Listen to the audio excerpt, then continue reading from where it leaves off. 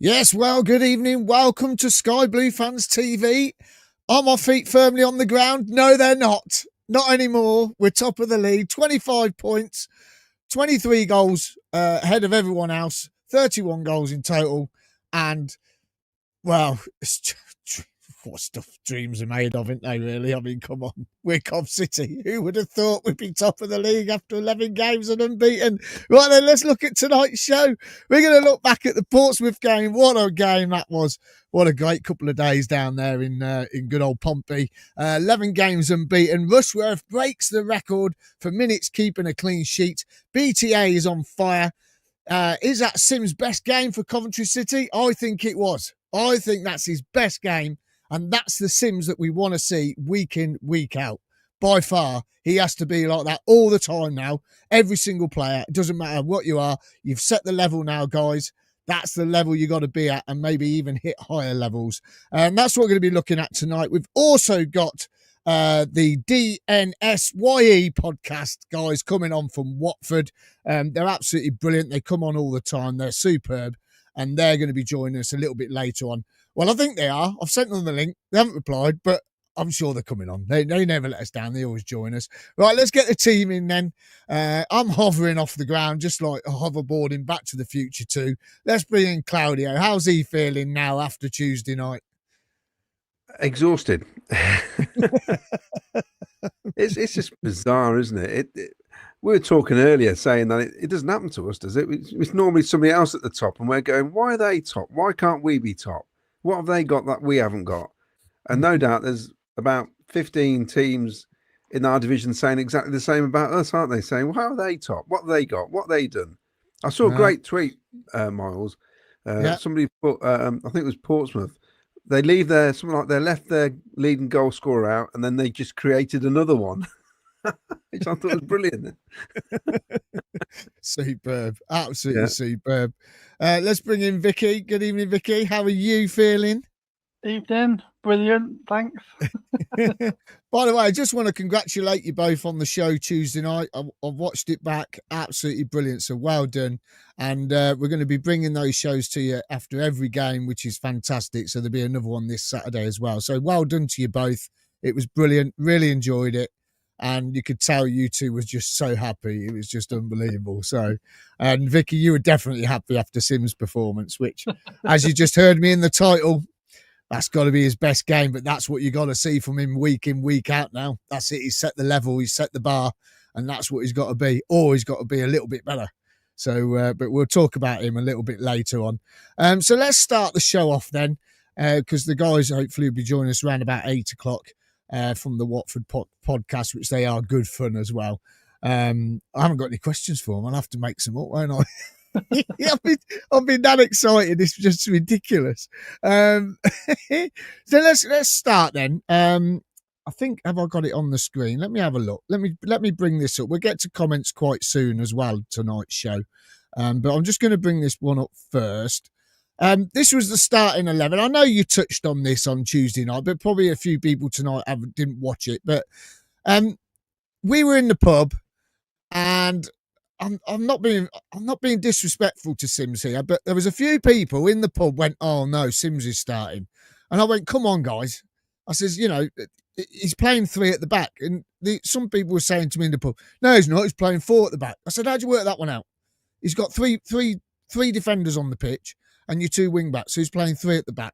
So Wolfenden come in, which was a great surprise, and it was his birthday as well. So he was making his full debut on his birthday.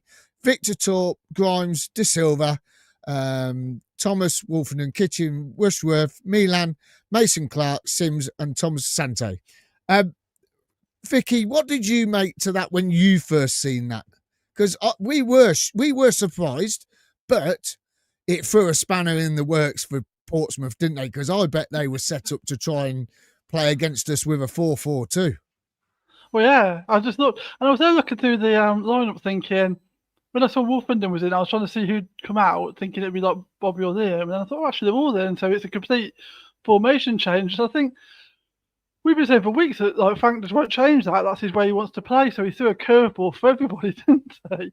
But he did. I think it's great because I think over a season, there'll be times when that's needed, and so to see what players can do in different like setups, as might be needed for like injuries or opposition or whatever, is good, and it obviously worked, didn't it? So happy days. Oh, it's just unbelievable. I mean, to go into this game on a winning streak that we're on, top of the league, scoring goals for fun, and you end up changing your formation at a ground that we really struggled at last season for, we know why that was. We were in disarray at the time, weren't we? And we had, no goalkeeper, and it was all one of those. But to go down there on a Tuesday night, Vic, to have the confidence to change your formation is pretty brave, don't you think? Oh, definitely, because that's one of those decisions, as well as a manager, you live or die by, don't you? Like Frank's made a decision there, and that's what they get paid the big bucks for, isn't it? Because if that had gone wrong, then obviously he gets all the abuse for that as well, doesn't he? So it's a sort of thing that managers are happen to live and die by, really. So yeah, brave. Yeah, I mean, like you say there, Vicky, Claudio, I'll come to you, but like Vicky just said, it is a brave decision for managers because it's their decision to do it, to change it. But if it did go horribly wrong, he had the players on the bench to switch back to the normal formation, didn't he?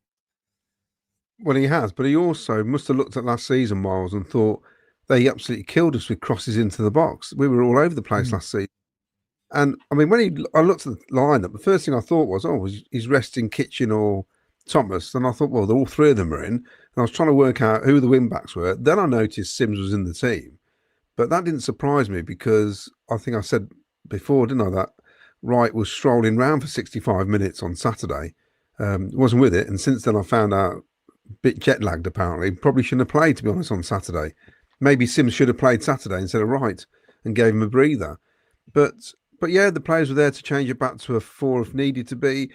I think, was it brave or was it just brilliant coaching, management? Maybe it was that. Maybe we've got a manager that actually knows what he's doing in terms of swapping things around when you need to. Because at the minute, it doesn't matter what he's doing, he's getting it right, isn't he? Hopefully he won't get too cocky and start coming up with all sorts of formations. But I'm just hoping. I mean, I think we'll revert back to 4-3-3 Saturday without a doubt. It was Portsmouth have got longer throws than we had. Every free kick was booted into the box, wasn't it? There was no build-up play really. They get it out wide, they sling the balls in. That's why you got the wing backs out there. But it was well thought out tactical move by our coaching staff, I thought. It shuts up a few people, doesn't it, really? And one of them's me. Because as I said on Saturday to Luca, there's no way he's playing anything but 4-3-3 because it's working. And the next game he changes it round, which is great to see, isn't it? But it's a bit like your messages week in, week out. Oh, I don't see like we're going to score this week with that team or with whatever, and then he goes and does that, and he proves you wrong. Working like your predictions. Well, I'm just going to keep doing it now. Even if we're winning 2-0 Saturday at half time, I'm going to say, looks like we're going to lose this. It was quite funny. We were in the pub before the game, and I bumped into quite a few people that watch the show, and they all went, "Don't change your prediction now. You can't change your prediction now. That's it. You're stuck with that one." And I went, "Yeah, I'm stuck with that one. But I don't care." You can say we're going to draw, can't you? You'd have to say we're going to lose every week, surely. No, I'm going to say the same thing, ain't I? 2-1 defeat, so you've got to stick with it. That's it. Exactly. I got the right scoreline, just the wrong way around. Yeah, I was surprised. I think most of us would have taken a point to start with. And then when the game started, I actually thought, you know what? We're better than them. We can beat these. I think this is the attitude now. Most of us would have gone, yeah, point. Let's have a point. But I think once the game starts, I mean, you're there, Miles. You must have felt the atmosphere with the crowd and that, and you must feel like the crowd's up for it, and you're thinking, well, the players must be up for it. Surely they can feel it, the atmosphere. Well, in the concourse, when you're walking up to the ground and you're queuing up to go in, you go up the stairs. I don't know if anyone. I think you've been, haven't you, Vic? I don't think you've been, have you, Claudio? Yeah, no, I went. Yeah, we lost. Oh, yeah, you went when we lost. Yeah. But the concourse out the back where it's not even covered. That little concourse there. It's brilliant. So when you turn up, everyone's buzzing, everyone's having a drink, everyone's having a laugh. There weren't much singing, but there was a lot of people chatting, having a laugh with each other, and everyone sort of talking about, can you believe this is going on and things like that. And it does give you that sense of a feeling that it's something special is happening. And then when you're in the stands itself, and the players come out, and the fans are right behind them straight away. As soon as they come out that tunnel, the fans are behind them. Even when, I didn't get to see them warming up, but I've been to previous away games, as you know, and the fans get behind them even when they're warming up. So, it is good. And on a Tuesday night, it's a long trek. I think some people didn't get home till 2 a.m. So I think some of the motorways must have been shut. It was special because, when you had that in your back of your mind from last season, thinking, I'll take a draw now, you do have that in the back of your head.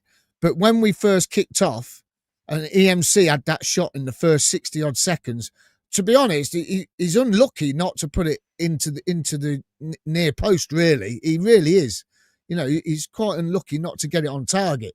And when that happens, that's it then. It lifts the crowd. Because you've had a shot straight away, it lifted the crowd straight away. And then, it just showed with the performance. And it's just brilliant to have that atmosphere. And we sold out all that end. We had the whole end. It was brilliant, absolutely brilliant. And the people around us, it's just, some of the faces. I had Ken next to me, had some people in front of me who I know quite well.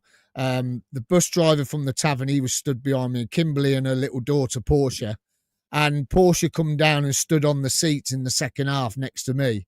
I got a little selfie with her and that. She was loving it. She was singing to the away fans and everything when they were walking out, going home. She was singing, "Is there a fire drill?" and all that, And I think she's only 6.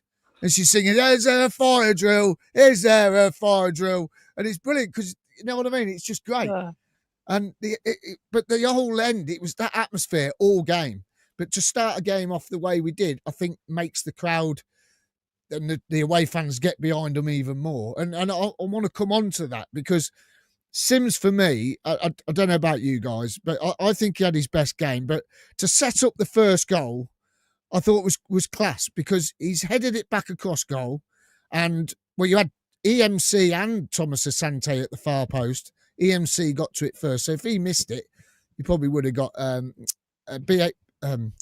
BTA got to it first, but EMC was following behind. So if BTA had missed it, EMC probably would have got it. But, to have that about you with Sims, the performance he put in to put that header across the goal, knowing that we're going to have someone running in at the far post, I thought was a brilliant move. Don't you, Vicky?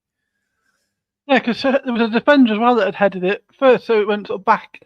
It went across, back, and then back again, didn't it? I don't know if Wolfenden or Bobby that headed it back. But yeah, presumably worked out and another decent set piece. And it's nice if we can start to be threatening from those sort of situations again, because too often we've sort of we've got a corner or a free kick from that type of area, and it's going to happen. And yeah, that was positive.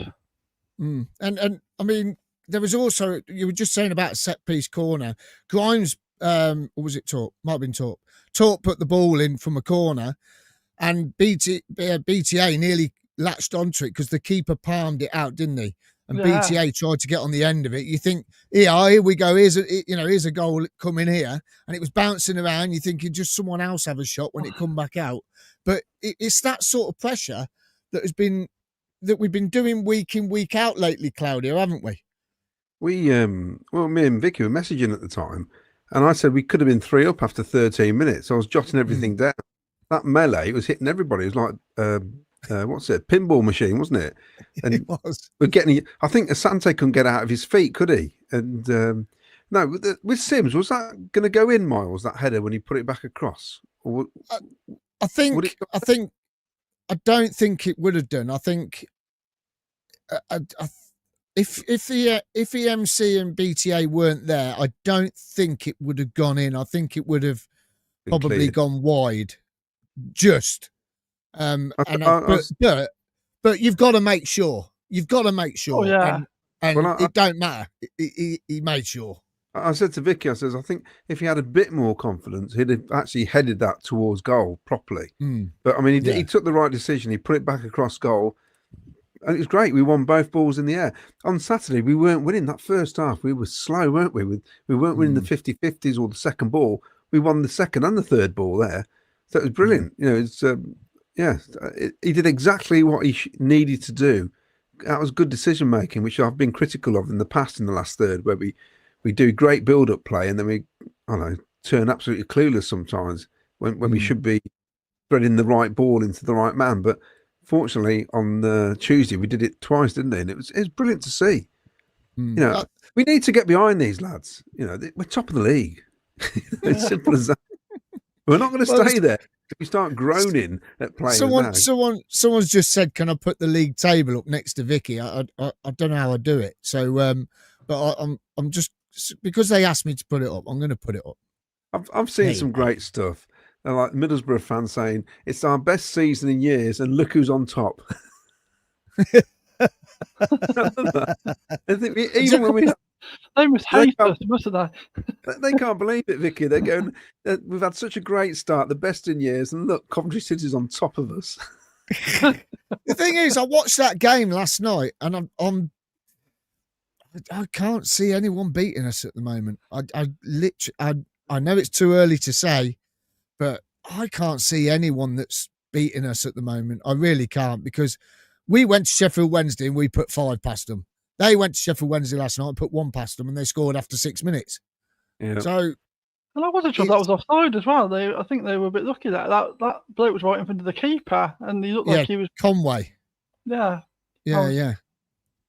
And answer me this question then. I know we've gone off the game here for a minute, but answer me this question, right? Seriously now, has it gone? It's gone. Yeah.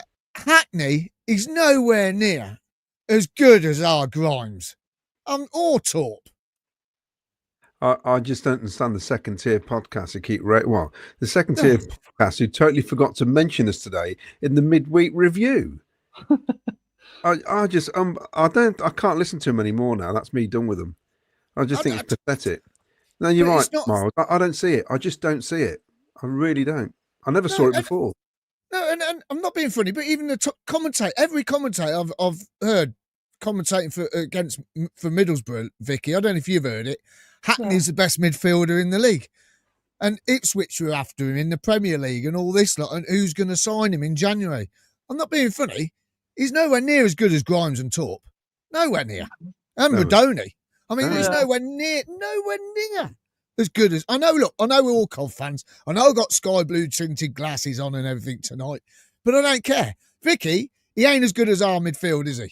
Well, no, because, even if we've got Skyblue tinted glasses on, what you're thinking about in that scenario is, if we signed him, would we want to sign him and put him in our team in front of someone else that's already there?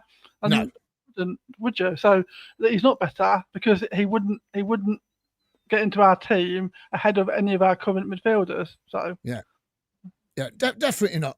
Just before we go to some comments, because I know I've gone on too long. I've gone 20 minutes without looking at comments. Sorry, guys, we will get to you. I just want to ask you, I've seen it a couple of times. I think we're a bit lucky with the handball, Vicky. Do you think De Silva's arm up in the air, come into the box? Yeah, I think if there was VAR, we might have had a bit of trouble there, mightn't we? I think, there was something in that, and we were probably lucky. Yeah, I think so. Claudio, what do you think? If that was us, we'd be absolutely furious if we didn't get that, especially Gavin Ward being the referee.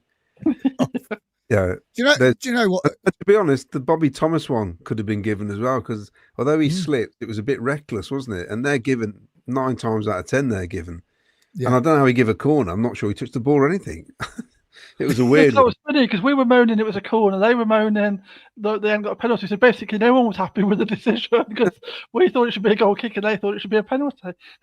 Yeah. Similar to the Leicester one, wasn't it? When he had the penalty against him, and he won the ball then. He actually tackled him. Yeah. I just I mean the referee, I thought didn't have it was probably his best game he's had for us, I think. It wasn't as bad as the Norwich one, was it? He was no. Well, for him, But a lot that of the Portsmouth fans were saying awful. that the Sims challenge for the second goal was a foul. That was not a foul for me. That's not a No. that seems stronger than the Portsmouth player. So I've said that to I've been commenting that on Facebook to people. Yeah, we'll come to that in just a sec. Let's get some comments in because we've been talking long enough. Let's get some comments because they're all flying in here. Don't forget to give us a like and subscribe. And if you want to, you can become a member, $1.99 or $4.99, and you get exclusive footage of the Coventry Skyblue History podcast with Jim Brown and Claudio. And they've got a 50th edition coming next week, Claudio. Something special's happening. Yes, we've got a special guest. We've got Brian Richardson who's coming on. So I know. Where's the money gone? Where's the money gone? You're the third person who said that to me. And when I've got Brian Richardson, ask him where the money's gone. And ask him, does he remember the line on the radio the day we got relegated? And he said, no players are being sold and no players are leaving. They're going to get us back into the Premier League. Ask him that question if he remembers it. He said to Rob Gurney, we're going to have some fun in the Championship. Well, we are now, but it's 25 years too late. But we're going to talk about the stadium. We're going to try and cover Dion Dublin, obviously Bellamy, Robert Yarney, signing Robbie Keane, Big Ron. There's lots of things to talk about. Whether or not we get it all done in an hour is another thing. But yeah, we've got fingers crossed. We'll be recording it next week, and hopefully it will go out next week as well. Brilliant. So if you want to get first access to that, head over now, give us a like and subscribe, notification, and join as a member, $1.99 or $4.99. And I need to dig out the letter that he sent to me after I sent my season ticket back. I want to read that. Yeah. I think I shared it on here before. I'm sure we've seen that, haven't we?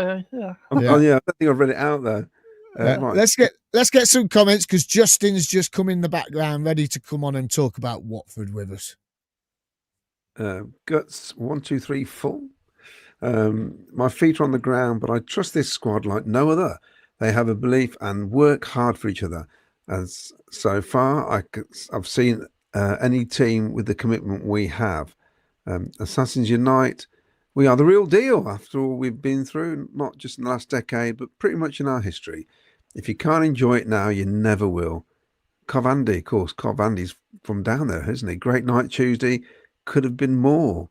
Asante Unite, love Lamps fight in our corner. Yes, he was having a bit of a grumble, wasn't he? With somebody. This is Ian Small says, hi gang, 2 games into my 3-game trip, bonkers. Steve Parry says, do you think that Madison can persuade Los Angeles FC to release his bestie, Sun Hyung-min, for us for the rest of the season? That'd be amazing, wouldn't it? Oh, imagine. Oh my God. I know. Song. Favourite players ever. I mean, yeah. You'll definitely get some tourist fans then. Mick Davenport, evening everyone, we're on a roll. Well, we definitely are at the minute. Paul Hughes, evening all, brilliant result, onwards and upwards. Wayne Littlewood, hi all, still sitting at the summer. Oh, what a wonderful feeling. I must admit, I didn't think we'd be there after 2 weeks in a row. That's quite incredible. I think it's because of the international break, it's the longest we've been on top of the league for years. Gordon Tully-Art, is it true O'Hare regrets leaving and wants to return to Cov as he said he misses the club, made a big mistake leaving? I don't think it's true at all. He ain't coming back anyway. He wouldn't admit it out loud anyway. Even if he's got regrets, he's not going to say that out loud, is he? No. Of course, he seems happy enough. James Hollyoak, sick note, Sheaf is out injured again. That's true. Wayne Littlewood, I've got to read this out, Vicky. Sims did have a great game, which was great to see, but he still lacks that ability in the box. What's a sitter at the end, honestly? It's like a Frank Wood. Wayne's probably struggling because he's had so much positivity recently. I think Wayne's probably having trouble, isn't he? He needs to get some negativity out. I know. Frank Wood, I watched the game on Pompey Channel, and the commentators all said we were easily the best team they have seen this season. Mark Cunningham, I'm a believer. I couldn't leave her if I tried. Let's do it, City. Wendy Heron, evening. Good to see Ken briefly before the game. Yeah, he's off on I think he's on a date night tonight. Gavson Legrand, we have to go working. this season, otherwise I feel we will have all the best players poached.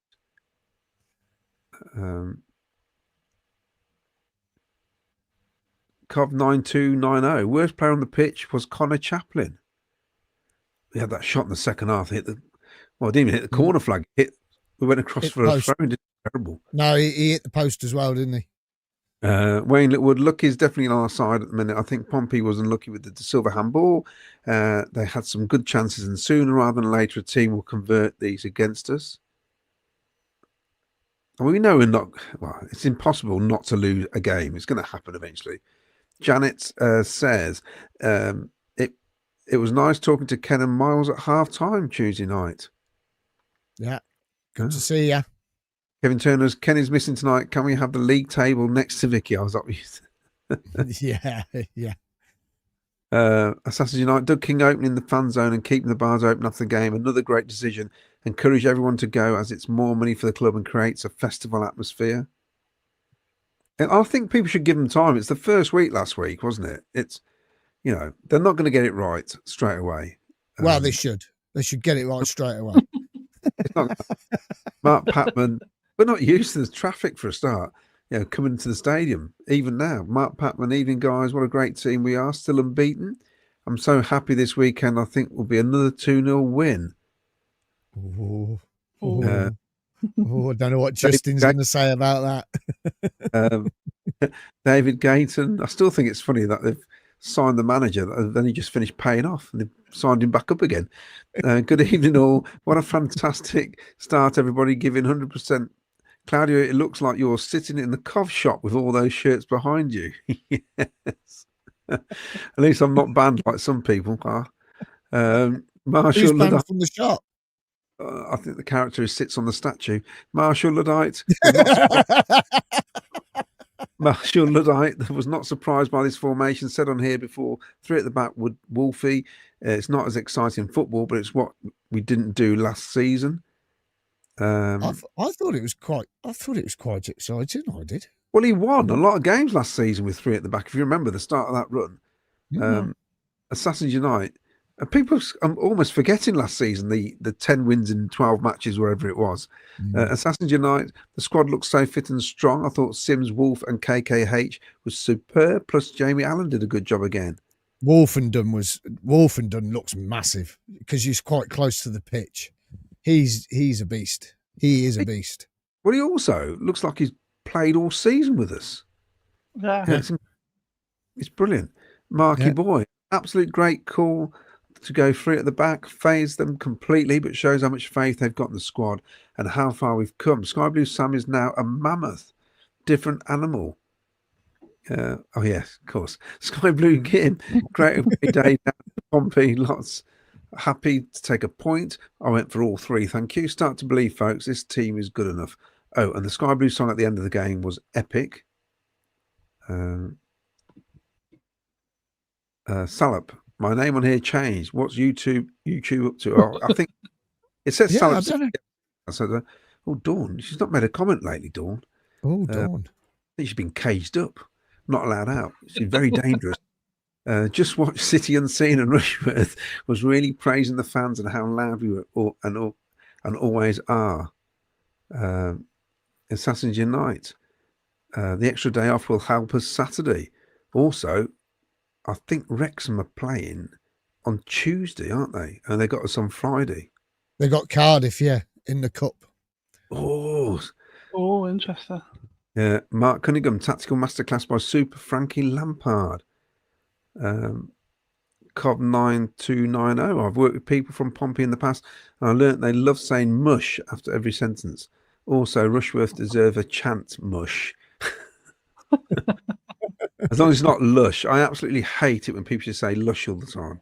Oh, so lush that goal. No man should say lush. I'm sorry. Isn't it funny that when we have a poor everyone said, see how we are after 10 games. Now we're saying it's only 10 games. It's too early to tell how it's going to be. I know, that's what I said, Gordon. I said that on Sunday night. I said that's what we were saying. See how we are after 10 games. But then now we get 10 games on 11. We say, oh, it's too soon. And it shows, like we said, there's no reason for a slow start every season. Ralph Wiggins, EMC will hit form soon, and the opposition will not know who to mark. Bobby headed it back to Sims, Vicky. Oh, cheers. Right, we got the duo on tonight again. Absolutely brilliant. Justin and Peter waiting in the background. So one more comment, and we'll get them in, find out what's going on. We'll talk about second half later. One more comment. We'll go to Mark. Oh, I've lost him. Sorry, Mark Patman. I watched the Middlesbrough game on Wednesday. I fell asleep. It was that boring.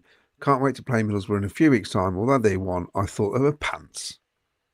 There we go. Right then, let's bring the boys in then. It's going to be great to have them on. They come on all the time. They're really, really funny. And they crack me up. So I don't know about anyone else, but they definitely crack me up. Let's get them both in. Good evening, Justin and Pete. Well, no pressure there. Do you know what I mean? Got to be funny now. Got to crack you up. You can be funny. I'm going to be too busy being lush, so that's fine.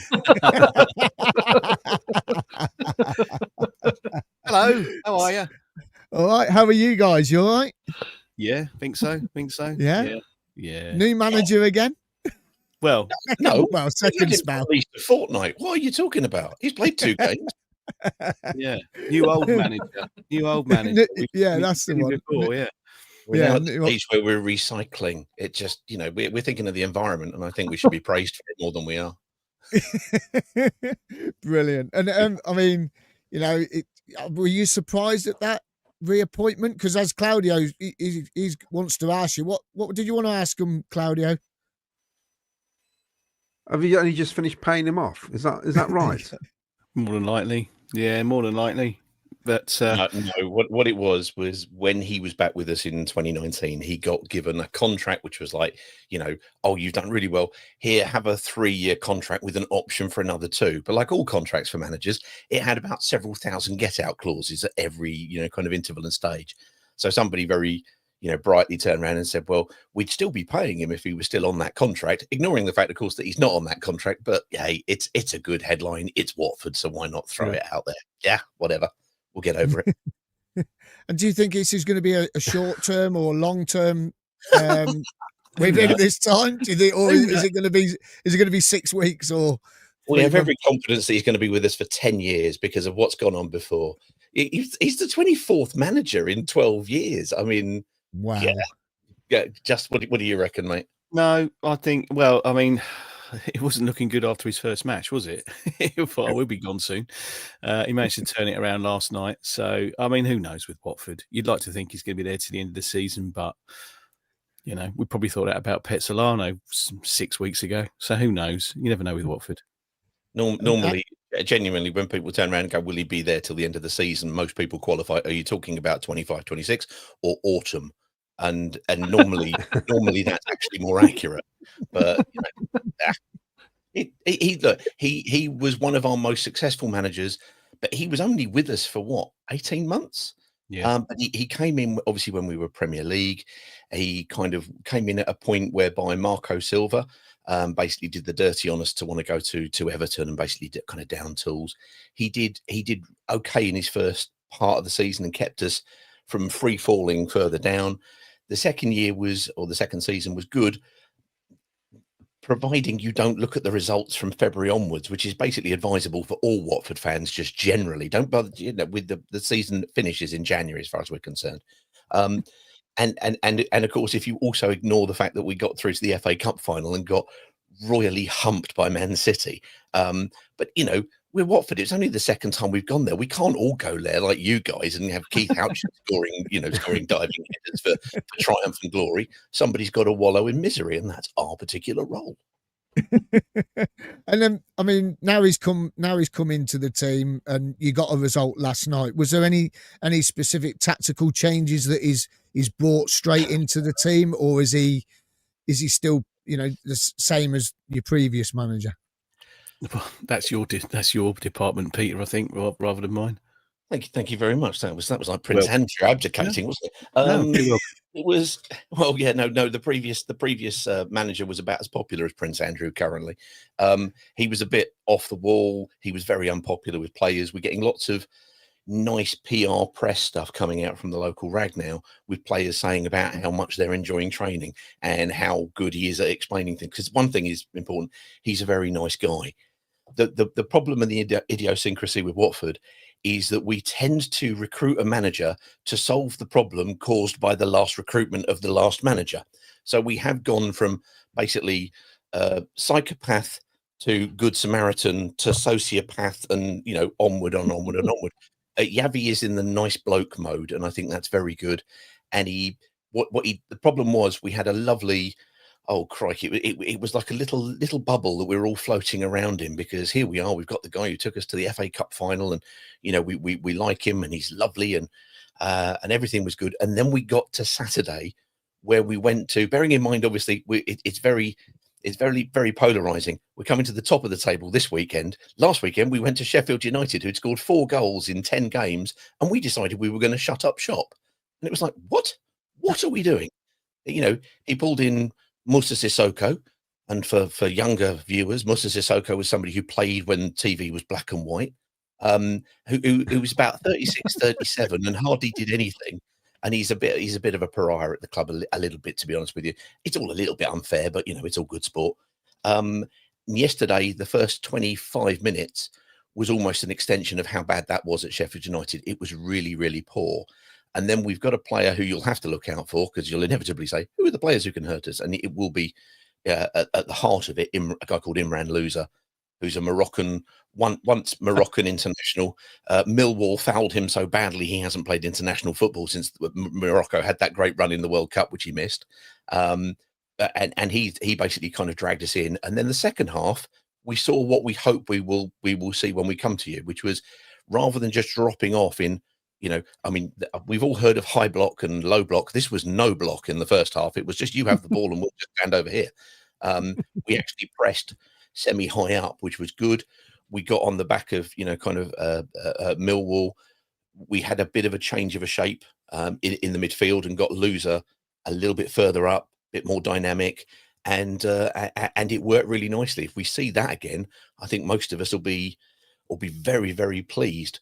Most of us are not expecting to come to Frank Lampard's Coventry, free scoring Frank Lampard's Coventry, and necessarily get a result. But it would be really good to come there and have a good game. And of course, what we're also hoping for is that for once this year, we come to the CBS and don't give you a free goal or a spectacular own goal, because we know we like to do that occasionally. It'd be nice if we just knocked that on the head for once. Yeah, that was a couple of seasons ago, wasn't it? I think when we scored own goals and you scored own goals. It was a mad game. We both inflict Harry Carey and finish with a draw, and then we'd all go home happy. I mean, it was a nice time. And so with you travelling then up this weekend for an away game, it's a lot different when you're travelling away, and teams set up differently, especially the travelling team. Do you believe that you will set up probably the same as you did second half yesterday, or do you go a bit more conservative when you come away from home? Well, before Peter answers that, yeah, go on. You have to answer that. We haven't won away since February last year, have we? Don't say that.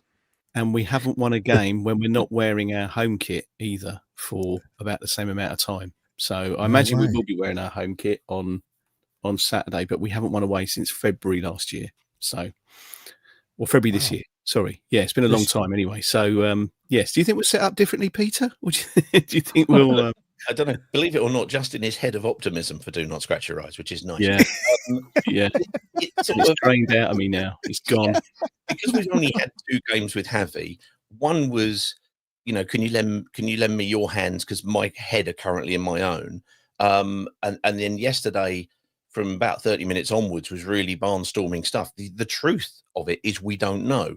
If we go back to his original era, he used to like, because we were playing in the Premier League, because you were playing against teams who had better technical players than you did, even though we look back at that and go, oh my God, we had Etienne Capoue and we had Musa Sissoko, and we, really good players, but you're still going up against absolute world class week in, week out. What he would try to do would be to get through the first half intact, and then reduce it to a game of 45 minutes, and then you'll be pushing on, and we'll maybe hit you on the break. We don't quite have the same teams, obviously, in terms of that.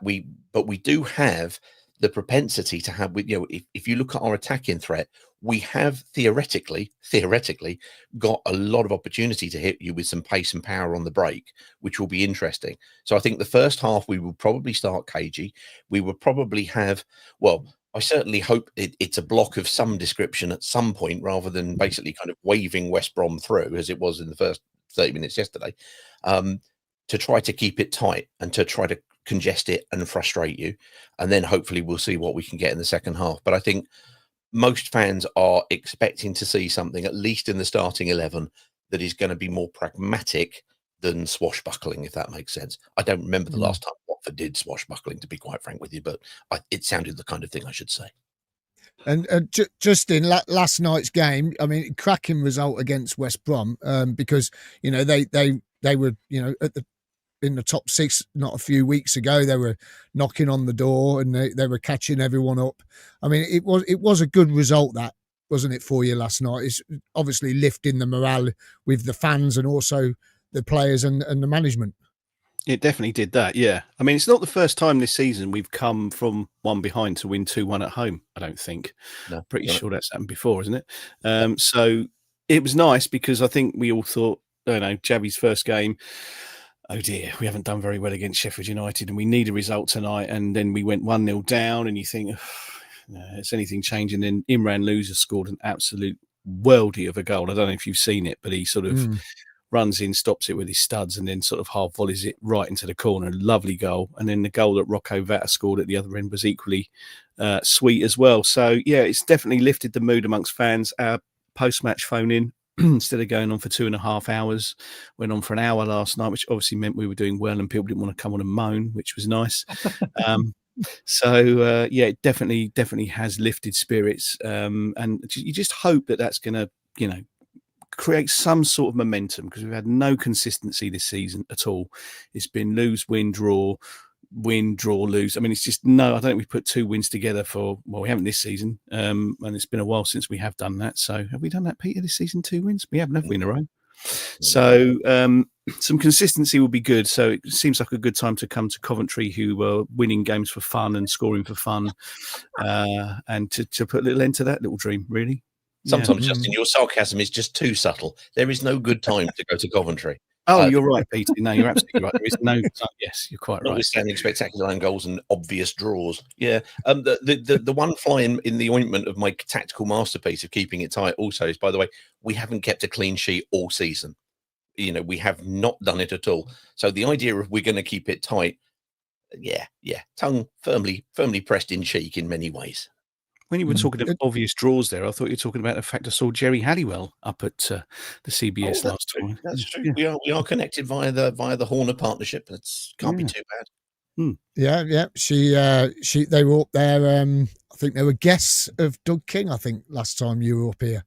So they were, Apparently she was 4 seats away from me, but I didn't notice her. Everyone went, "Oh, you were next to Jerry." Was I? Oh, okay.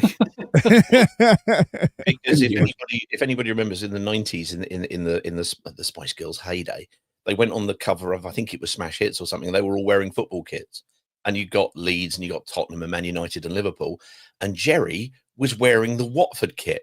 And we were like wandering around like we just won the World Cup for once. I mean, we had the 90s for us. I mean, that was. Basically, I think I said once it was John Barnes in the 80s, and it was Troy Deeney in the 2000s. And in the 90s it was Jerry Halliwell. The question was, what's the best thing I've seen in a Watford kit that decade? And it was lovely. I bet you look better than Elton John did. Well, to be fair, he's worn several more Watford kits than Jerry Halliwell. I think that's the only time we've ever seen her in one, isn't it? That time, I don't think he's worn one since. I mean, good old Elton, bless him. He's still coming to games occasionally. Is he? Still walking out 10 minutes early when the results aren't good. Bless his heart. He's still going. Quite love him. That's brilliant, though, isn't it? I mean, it is brilliant that he still comes along. I mean, to have that as part of your club, it is a really nice thing to have, isn't it? because he is a legend. He's a legend. He's a massive legend, and everybody at Watford loves him. Everybody associated with Watford loves him. The things that him and Graham Taylor did for our club 40, 50 years ago, you just put us where we are now. So, I mean, he's just loved as a person and as a personality. And he's not there a lot. I mean, he comes maybe once a season now, maybe less. You always know when he's going to be there because there's a bit of a buzz around. Oh, Elton's here today. I say, oh, look, there he is. He's up there. Look. I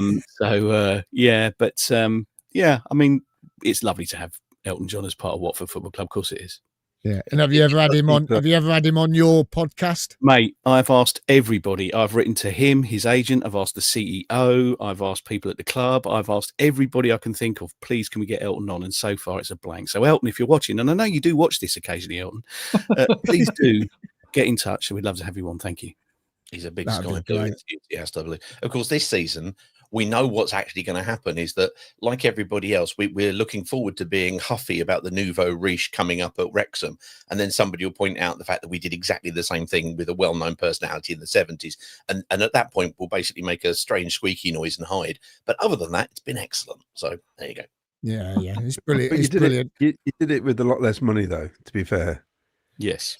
In fairness, it was the 1970s. I mean, basically, you painted the T-bar and people will go, oh, ideas above your station, that kind of thing, Fair enough. I want to ask you both a question. I was talking to my lad last week about, the way Coventry have started this season and the way we've built a team from when we came back into the Championship, and all this good luck's happened not just because of Frank Lampard, but because of Mark Robbins before, Adi Vairavash, Dennis Lawrence and Dave Boddy when we dropped right down to League Two. All this has been building up over the years. I was talking to my lad and we were talking about the likes of Birmingham and Wrexham, and they've come up and they've ploughed all this money into their squad to try and do it straight away, to try and get into the playoffs or to try and go up straight away. How do you feel about that? I want to ask you individually. I'll come to you first, Justin. Well, how do you feel about teams like that are trying to do it just with money and not earn it? I think teams like ourselves, you guys and us, we've earned the right to be up here at the top or in the top six. We've had to build from the rock bottom and build up, with little money and then starting to get a bit of money. How do you feel about these teams coming in and trying to plough all the money in it as much as they can? I think we'd all do it if we could. I mean, I think if anyone said here's a load of money, go and buy the best players that you can, we absolutely could. I mean, we kind of did that a bit when we started having all these Udinese loans coming in about, 2012, wasn't it? All of a sudden we've got this squad that we didn't recognise. Who are these people? And then we kind of almost got there in the first time of trying. Took us a little bit longer, obviously. I mean, as long as this is why you've got things like financial fair play and all this kind of stuff in place, I guess, so that you can't sort of buy your way into going straight up to the next level. But I mean, this year our owners have said we are aiming to be promoted. It is our intention to try and be promoted, and we have had a lot of players come in. We haven't spent a lot of money, admittedly, but we have got pretty much a different squad from last season. I mean, if you look at who started against Coventry last year when we came up and who's going to be starting this weekend, you're going, I don't recognise any of these players. It's a whole new squad. So we haven't bought our way, I would say, this season, but we certainly have reinvested in players and got rid of a lot of the dead wood that had been sort of stinking the place out for a while. I know I haven't answered your question. I've answered a completely different question there. But I think to answer your question, I think we all probably would do that if we could. If we could sort of, have a load of players and try and get up as quickly as we could. I don't know. I mean, you like the Championship, don't you, Peter? You prefer the Championship than the Premier League, really, don't you? Well done for answering the question that just popped up in your head there. It's fine. I do it all the time. I like it. It's very true. It's great, isn't it? You avoid basically being called a hypocrite, which is what I'm about to be, obviously, having done it. Look, I'm not concerned about a Wrexham or a Birmingham wanting to do things via other ways. We can't, as I said, we can't ever go at Wrexham because, we did have something very similar. It was the original one. Football was a lot cheaper at the time. We didn't have somebody who was in films. However, one year in the early 70s, I think it was 4% of all records sold were Elton John records. So let's be honest, we have benefited, at this point. So fine, get there. I'm really keen that football is always a pyramid-based meritocracy that you can get up, and that is based upon what you can do on the pitch. Now how you get there and how you try to make sure clubs are sustainable and protected, often from their owners. I think the words fit and proper person test, I normally spit on the ground when I say that, because of some of the interlopers who've come in. Boy, oh boy, don't you know that. I think there's a part of heritage that should be protected at, yes, regulatory coming in and government level, to make sure things are good and that it's run on prudent basis. But if somebody is, incredibly cash rich, who is anybody to turn around and say they shouldn't be able to spend that money on what they want to spend that money on? Now, there's all sorts of ways and means of regulating the league rules. For me personally, I would insist on having 5 of your match day squad coming through your own academy every single year and every single match, because what it would force every club to do is invest in their own academy and make sure they've got that there. And if a player wanted to move, they've got to be good enough to get in at another club who are already having their spaces reduced by 5 of their academy players straight away. And it would suddenly push it into a sustainable model, a youth-driven model, something that most people want to see. We had a lad, Ryan Andrews, because we've had lots of, we've done all right. Our academy that was once the absolute, it really is getting back there. He was the first one that we'd sung about. He's one of our own for ages, but everybody wants to do that.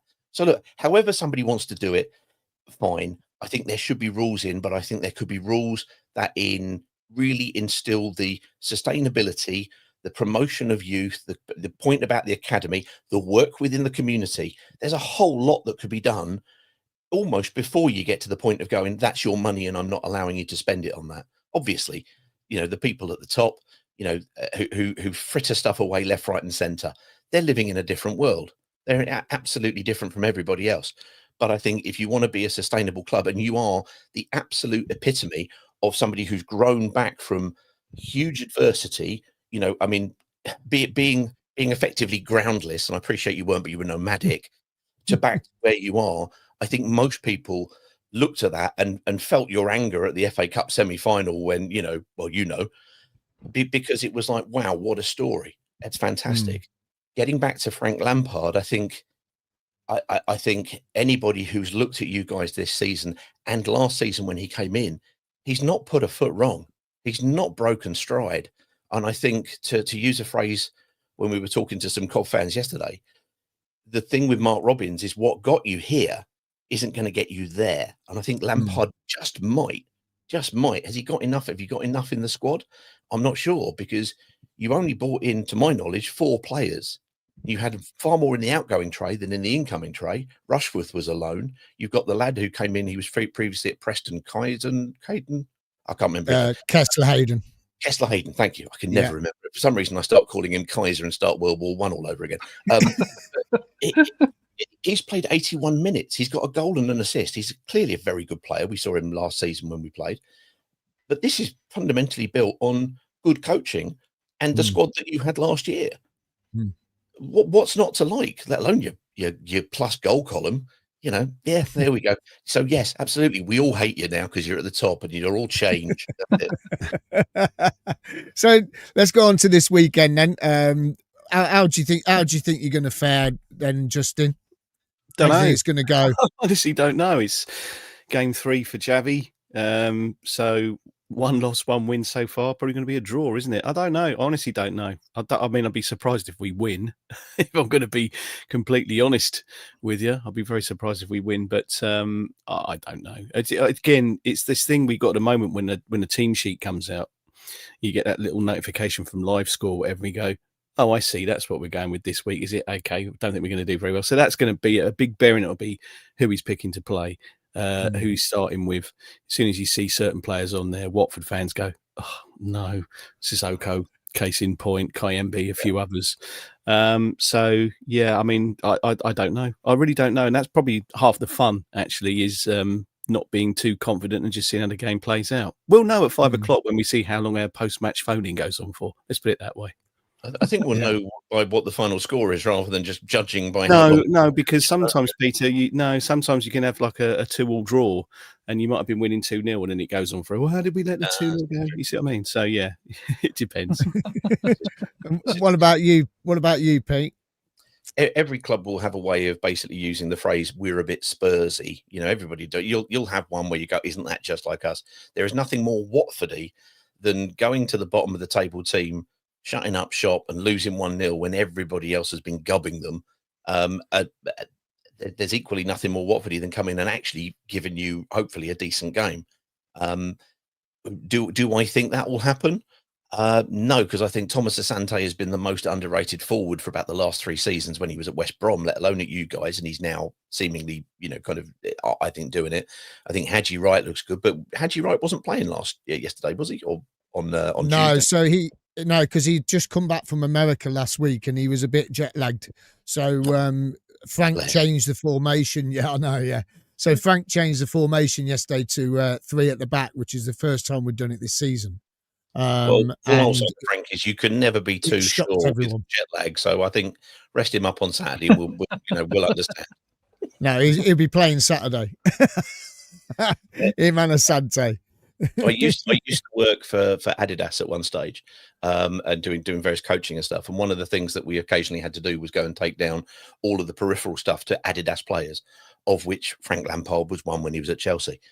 And out of all the Chelsea players that you would go down there, and some of them you wouldn't, put it this way, you might put it in reverse and make sure you got them. He wasn't. He was a lovely bloke. He was just really, really nice. So I've always looked at him and thought he is a genuinely nice guy, and it's good to see him doing well, really, because, well, somebody's got to, and he's doing all right. Yeah, we're surprised. Like wow. We're not used to this. We're not used to this. So it's a massive surprise for us all, to be honest. Who would have thought Coventry City would be top of the table with 23 goal difference? It's just my cautionary tale, and this is what prompts Justin to say, you like the Championship, don't you? Is that I have now for some years, he knows where I'm going here.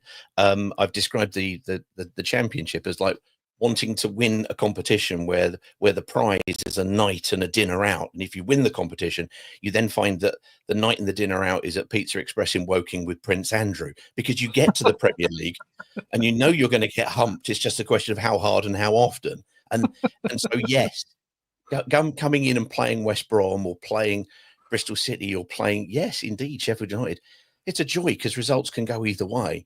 But the Premiership is very much that place of, be careful what you wish for. Sometimes not on the first year. The second year is going to come round and make it very, very difficult. But hey, it's a roller coaster. Enjoy the ride. Yeah, exactly. Right, let's get some scores then. I'm losing our league at the moment. I'm bottom because I keep saying we're going to lose every week, and I have to stick to it now. So I've got no choice. So I'm just going to fire off with mine. I think Watford will win 2-1. God dear. Now, if that was a Watford person saying that, I'd say to them, who's going to score those goals? Because, we just never know. It's like, it's certainly not going to be the forwards. So very confident of you there for us. But I think you've wasted your go there, to be honest, Miles, if I'm being honest. Justin, I have to say it because I've been saying it all season and we're unbeaten and we're top of the league. Yeah, well, so it's like a chaos theory thing, right? If you keep saying that you're going to keep winning, is that what you're saying? Well, yeah, and people in the pub down in Portsmouth on Tuesday were saying you've got to stick to it now. Oh, there you go. Exactly. So nice. Go on, Justin. What do you have? Thank you anyway. We'll take whatever we can get. Yes. What do I think? Well, we haven't had a draw yet under Javi, have we? So let's have a draw. Let's have a 1-1 draw. 1-1 draw. Okay. Claudio. Ooh, I'm going to be positive. I think we'll. Oh, can you hear me? I am here. Yeah, I can now. Yeah. You thought you were selling one of those shirts to a customer? I'm going to go. Yes. I think we'll win 2-1. I think now the clean sheets have gone, we'll probably let a soft goal in. But I was looking at their their squad, they're absolute nightmare for commentators. It's got to be the worst squad ever for names. And the only one I can pronounce is Pollock, and even that's close to the edge, isn't it? If you get that wrong, It is. But yeah. there's some gems in there, isn't there? Yeah, our regular commentator Derek Payne, who used to play for Watford on the radio, he just can't do it. We've had Czech for Dadsky for 3 seasons. He still can't get it right. Czech for Dadsky. No, that's not it, is it, Derek? Try again. So, yeah, it is a bit of a commentator's nightmare, to be fair. Yeah. Yeah, but the thing is, we haven't. You said 2-1, didn't you, Miles, right? Yeah. Yeah, we haven't kept a clean sheet all season. That's another thing that you need to know. We haven't kept a clean sheet all season, so there will be goals for Coventry. I think it'll be it's going to be a tricky game, and I can't imagine Watford being expansive. And I mean, but you've not done too badly. This is why I'm surprised you sacked your manager, because it's not like been a dreadful start, has it? Do you want to take that one? Right. How do I avoid using the word sociopath? No, too late. I knew a lot from day 3 of the pre-season, and it was like, oh my lord. You can the training ground. I mean, I know obviously we all get attached to our home grounds, and I appreciate that. You know, it's not Highfield Road, but it's now your home, and that's where you want to be. But actually, the real home and the heart of the club is the training ground. That's where the player's existence lives, and that's where the player's existence can be made miserable by somebody who decides that nobody else will be in the canteen when the players are in there. These people are not your friends; they are your work colleagues. Don't talk to them, don't fraternize with them, don't become friendship. And you just saw the joy sucked out of everybody. We lost 2 games on the spin. One was at home to Blackburn, which sucked the joy out of the fact we were wearing our blue Elton John kit for this wonderful iconic moment. Needless to say, damp squib, 1-0 defeat. Then we went away to Millwall, 1-0 defeat. And to our understanding at that point, the die was cast. And some people, you wouldn't have looked at it. You wouldn't have looked at this, but there was a story that went round, which was the captain of a championship team had gone to the owner, which is like klaxons firing off. Anybody who's going to the owner, that's our lot. And basically complained about the manager, and it wasn't getting across, and his points weren't getting across. And we went, well, that's definitely us. But the thing is, the bottom 12 of the championship all went, well, that must be us. Everybody, you know, Southampton were almost like sacking Will Still on the basis of this. You know, bets were being taken. But no, it wasn't. It was us. And the players were told, okay, go and put it in. You know, go and do everything whilst we put it in. Gino Pozzo's wet work, in the full mafia sense of the word, is always done during an international break. We had 3 games. We got 2 wins and a draw in that week. And then about 2 days later, 3 or 4 days later, he was gone. We knew he was gone on the Saturday, and we announced it on our phone in, and got told we didn't know what we're talking about and various other things and blah, blah, blah, blah, blah. Needless to say, he was gone. I think there have been many occasions when Watford have made the wrong managerial decision. Everybody says you're mad because you're really bad at firing all your managers. This is missing the point completely. We are world class at firing managers. Nobody does it better than us. It's the hiring part where we really struggle. And because what we do is we solve the problem of the last manager with this one, whereas actually you'll know how were you going to be replacing Mark Robins, somebody who's done, frankly, the impossible, repeat to fade sort of thing. You brought in somebody who you thought was going to do really well in the role, and you'd have judged him and assessed him holistically over everything that he does and how he does it and how he puts it across, the credibility with which he can talk to managers, to players. You know, show me your caps. There you go. Show me what you've won. There's the medals. All of those things, you've made the right choice. We have, and Justin over there, when I put it to the owner of the club, that to have one manager fired seems unfortunate. To have, I think it was about 19 at the time, seems downright careless. And they were still insistent that we got everything right except the manager. That was 3 years ago. So what are you saying, a draw, Peter? Or do you think away win? I was avoiding that. Look at this. Justin answers a question of his own choosing and then calls me out. I'll be delusional. I'll say a 1-1, because for years in R1 I refused to let Justin. The same was me. Do that. Yeah, I'm going to go with that. And that's a hopeful 1-1. Okay, and Vicky. Cool. I was having a look who the referee was because obviously we didn't like the one on Tuesday night, and it's Dean Whitstone. So I thought, oh, have we had him this season? And we haven't. But I did note that last time that he refereed us, we beat Sunderland 3-0. And the last 2 times he's refereed Watford, they've lost. So that's a good sign, I think, all round. So I'm going to go 2-0. Makes him a referee, in fairness. I mean. Brilliant. Absolutely brilliant. Listen, guys, thank you so much for coming on. Absolutely brilliant again. And, if you need us on your show or whatever, just give us a shout. And, we'll get you on again, hopefully, for the away leg. Yes, which is it right at the end Last of April? game of the season, isn't it? Yeah. Last game of the season, yeah. Yeah. It'll be light at this time by the time we do that. It'll be fantastic. Yeah. We can do the old Guard of Honour thing. That's very nice. Nobody's pointed out that. Yeah. Sky Blue. Look at this. Oh, you went Sky Blue, did you? Oh, yeah, your lights, yeah. None of your green. Just saying, Justin. Never mind. Sorry, we shouldn't be turning up on other people's podcasts and have domestic squabbles. Yeah, we can do this offline. I'll ring you after. It's easier. Okay, yeah. That's fine. I'm going to message you later, find out how you do phone calls, because that's what we want to do. Somehow. We will have a discussion. Don't worry. We'll have a chat. Brilliant. Excellent. Thank you, guys. Thank you so much. And good luck for the rest of the season, but not Saturday. Okay, fair enough. Thank you. See you soon. Cheers. Thanks a lot. Anyway. Take care. Ta-ra. Brilliant. Absolutely brilliant. Oh, I love it. Absolutely superb. Right. It's just great. It's just great fun, isn't it? It's great fun. They're It always really great, is. aren't they? Yeah. It's just brilliant stuff. Right, let's get some comments in then, because they're piling in as the show's been going on. And you never know. One day we might get a phone line. That'd be fun. Imagine that. It does make me laugh because no matter what the fan base is, there's always a competition to win the our team's worse than your team sometimes, isn't it? Yeah, it's almost like you don't want to brag about your team sometimes. You just go, our team's terrible. No, our team's worse than your team. Luke says, right, get this going again now. What does he say? Oh, thank you, Claudio. That joined my TikTok live the other night from the Pompey game.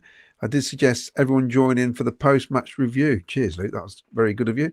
Mick Davenport says, Richardson, the cause of all our horrible bloke. Well, I've been told he's a very nice man, actually. I'll let you know after Tuesday. Where's all the money gone? Brian Richardson was like the false prophet. Well, it's interesting. The vision he saw is possibly happening now. Claudia, will you be getting former managing director Paul Fletcher on for an update on Operation Premiership? Yeah, we 25 years into it now, aren't we? Something like that. Oh, hold on. Brian Richardson to say, see, I told you this is what was going to happen. He probably will. Gavson Legrand says, won a ticket for hospitality at work earlier in the week against Sheffield United. Prawn sandwiches, here I come. Wow, very good. Very good. By the way, everyone give us a thumbs up, please, on YouTube. There's loads watching. Chris C says, how come he is banned? I'm only going by what I've heard. Who's banned? The guy who keeps sitting on the statue. Oh. Mark Lights, better not get that useless Strachan on here. He was crap manager for us. Never forgiven him for getting us relegated. Well, why not get him on then? It's all part of the history podcast, these people. It's all part of the Skyblue history. Although he did admit himself that they got recruitment wrong 18 months before we got relegated. And if you look at the squad, it was dreadful, the team that went down, to be honest. Frank Wood, Wolfie over Thomas for me. Thomas, poor distribution. I worry every time he has the ball. That's something we've touched on before.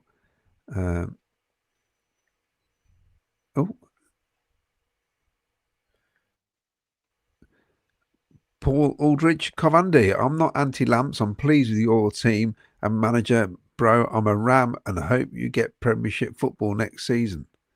Yeah, he put this up. He put this up. No, this one. He put that up.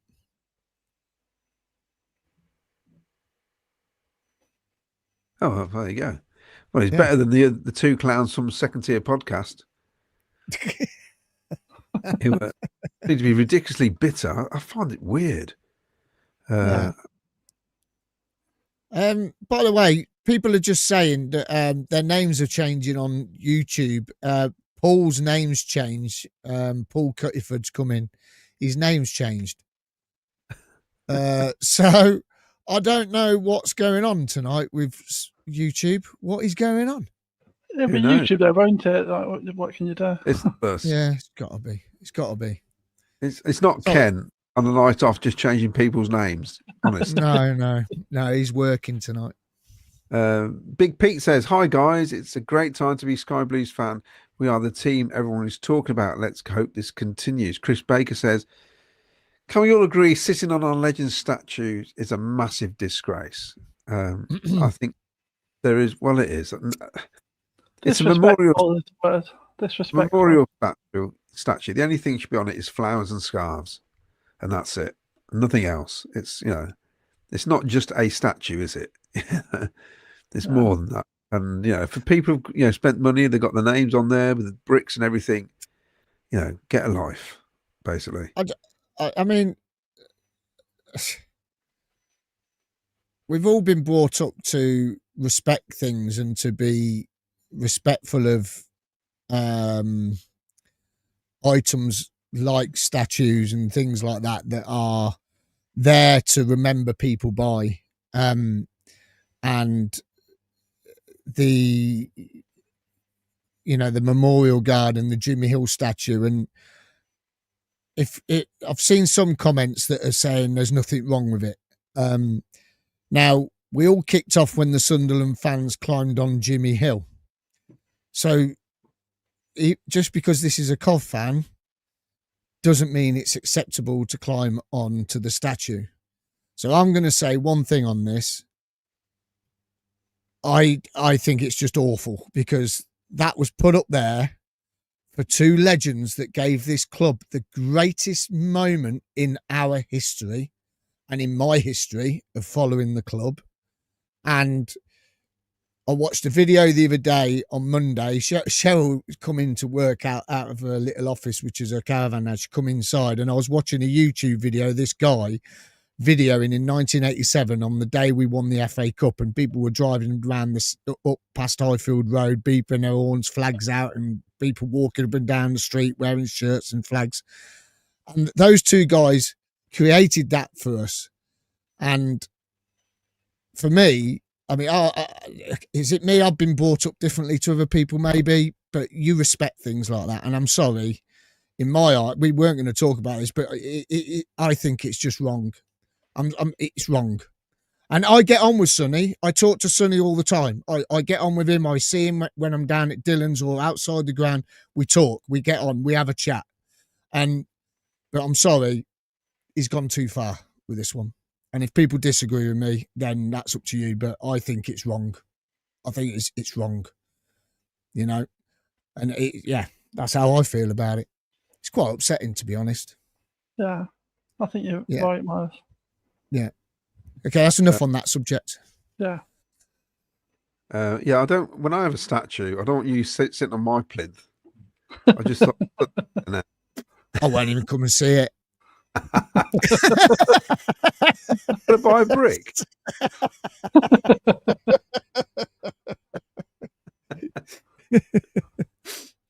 Yeah. John McLaughlin, really hard to see us being beaten at any point this season.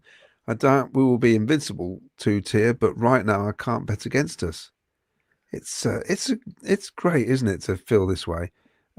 Chris says he enjoys seeing the opposition fans. He also said, "My 16-year-old self would have loved to be sat near Jerry Halliwell." I've seen that comment. I was chuckling in the background when I seen that. He's very thin now. Nothing like the Union Jack dress. Put it that way. Oh, Chris has come in. He says, "Can we all laugh at Villa's result tonight?" Well, they lost, have they? Yeah, to some like Tel Aviv, isn't it? No, some Dutch team. Go ahead. Eagles, and then Go Ahead Eagles or something. Yeah. Yeah, some weird. What? It's interesting, isn't it? Because they spent a bit of cash, got into Europe, and now they can't spend any money, can they, anymore? It shows you what happens. It's very difficult for some clubs to sustain it unless you've got... Go Ahead Eagles. Yeah. Lost 2-1. Oh dear. Philip CCFC says Birmingham's 35% fund owner Tom Wagner doesn't think it should be a pyramid. Wants to shut up shop after there then. Too many American owners, says Salop CCFC as well. The Polski, Watford beat us 1-0 at home in the FA Cup when we were holders and we battered their goal, but it wasn't our day. Yeah, goal scored by Trevor Senior. We were dreadful that day. Do you remember, Miles? It was on an awful pitch as well. Yeah, they were all awful back then, though, weren't they? Mind you, we nearly went out to Torquay the round before, to be honest. And that was at Highfield Road. So, James Wilkins, enjoying the show tonight, guys and girls. Really good. Thank you for that, James. Thank you, James. I mean, if you look back on our history, our record in the FA Cup has not been very good, really. So, Hobbit Town would love a Watford win, but Cov, come on, loser 2-1.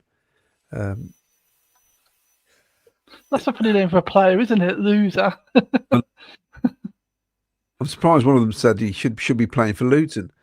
Steve Price, it's really worrying as I'm extremely confident. Feels really odd to be a Cov fan at the moment. It's an absolute joy watching the Sky Blues. I just love the two Brummies at our place who support Birmingham. It's fantastic. He comes up to me and he says things like, "I just can you look at this drawing?" I just answer back with "top of the league." That's what he's saying. Eventually, he told me to F off in the end.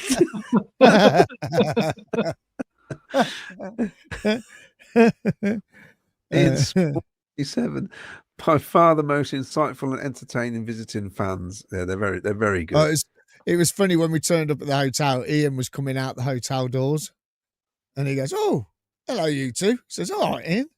Anyway, he goes, "I've done an early check-in. They charge, it cost me an extra tenner." So I goes in, I says to the lady, I says, "How much is it for, can I check in now?" She goes, "Oh, no, there's a charge of £10. Well, it was a young man behind the counter, and then there was a woman next to him.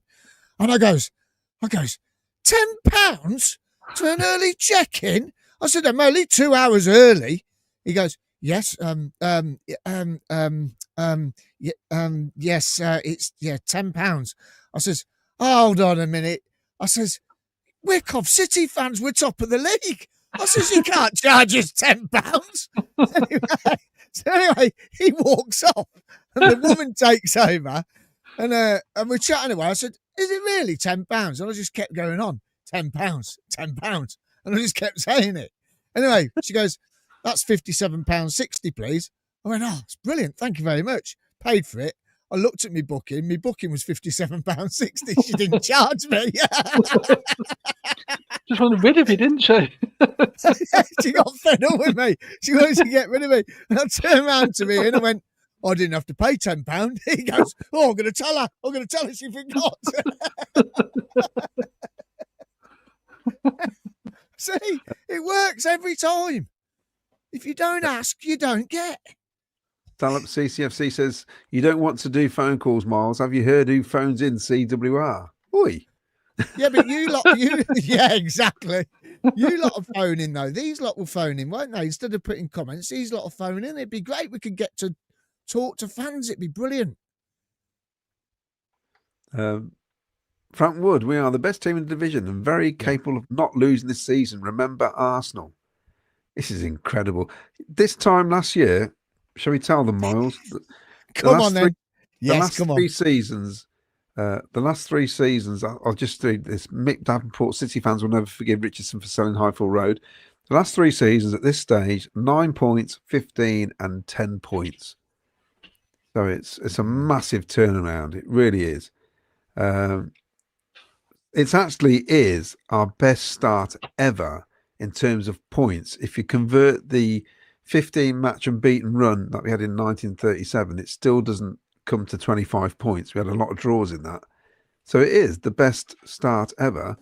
Also, Rushworth is incredible that he overtook 4 goalkeepers on the night: Les Seeley, Steve Grizovic, Reece Clark Cook, Charles Cook, sorry, and Horace Pearson, who held the record.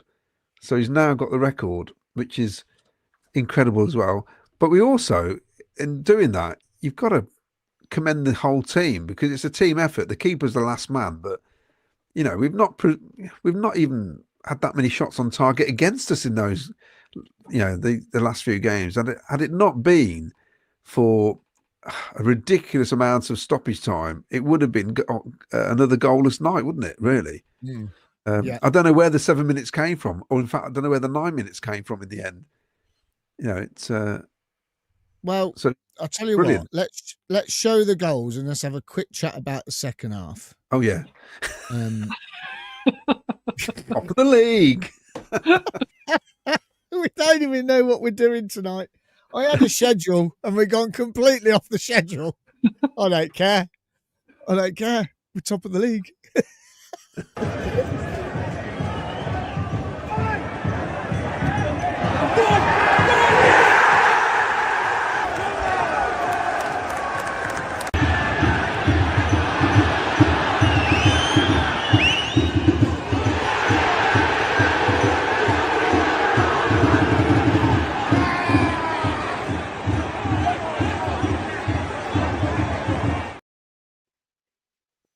He just looks like a guy who's really enjoying his football.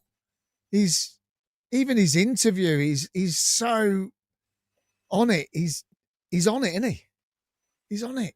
It's just brilliant. Well, they all look so happy, don't they? And it makes a massive difference, isn't it? If you're enjoying your work, even like at our level of work, what we're all doing, if you're happy, you perform better, don't you? It's so it all comes from there, really, doesn't it? Happy, yeah.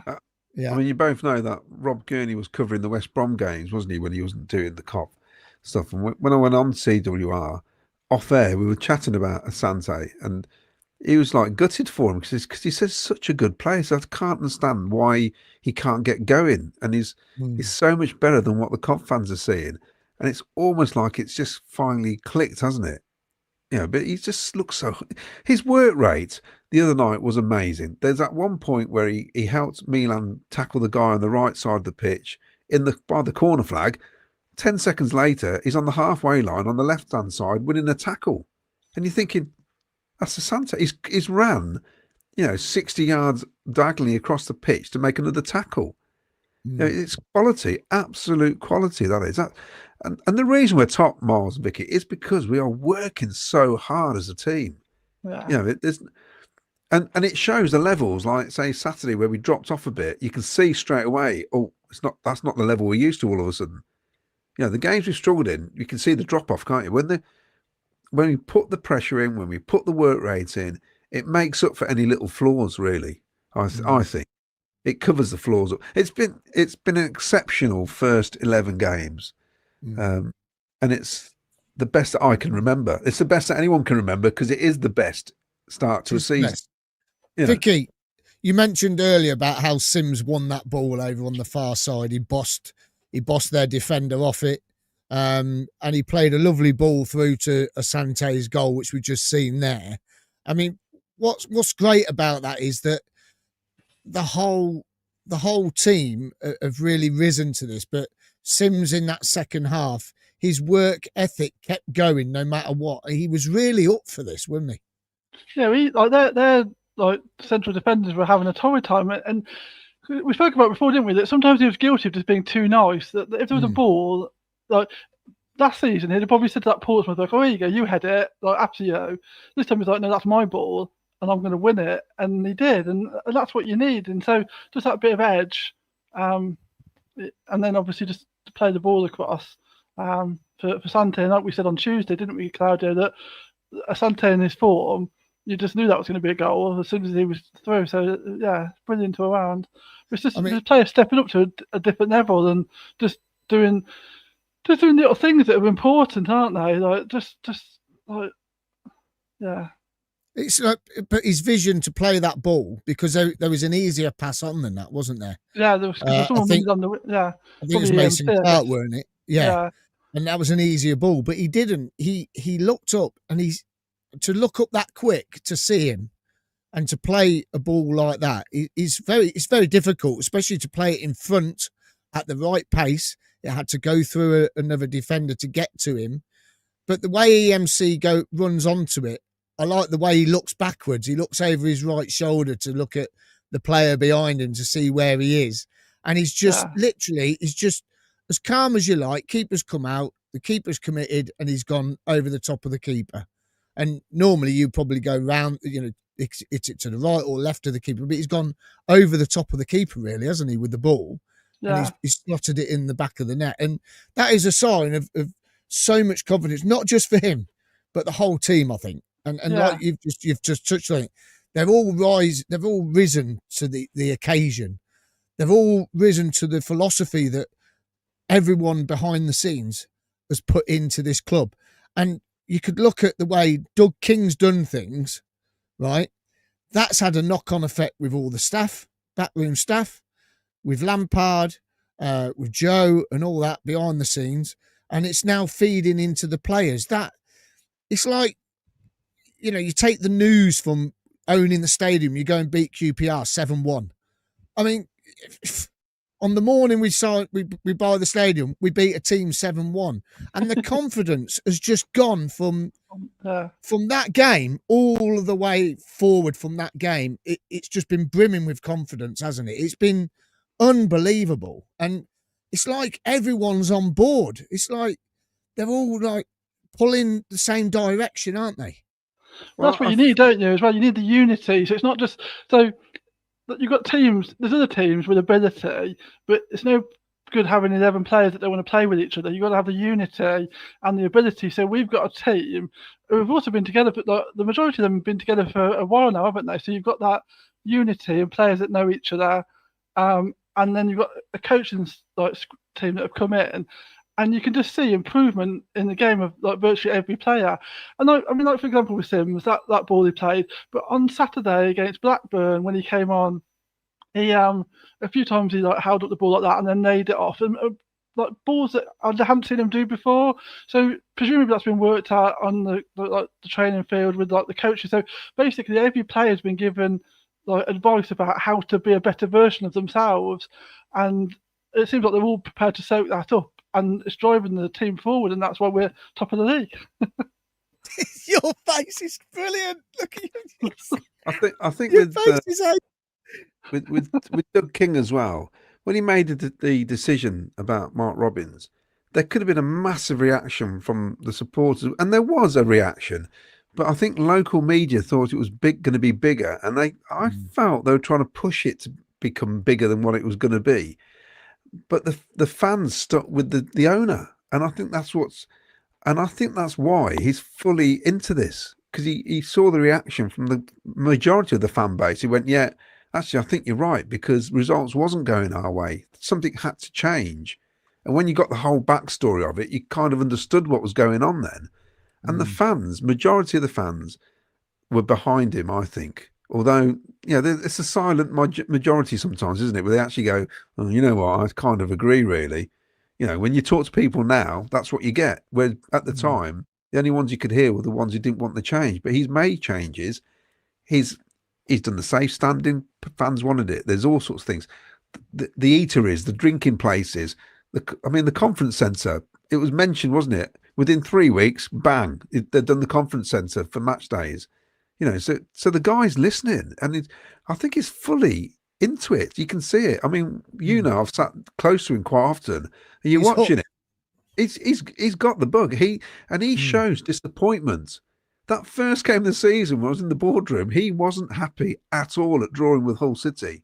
He felt it as much as anybody else. At the end of the day, it's his money, isn't it? I would feel it and all. It is, but he's on board. He's hooked, isn't he?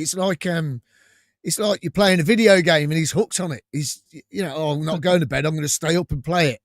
And he's probably sitting at home sitting in the living room with his missus or whatever, watching telly. He goes, hold on a minute, I've got to go and do something for the football club. And he'll go off and he'll do it.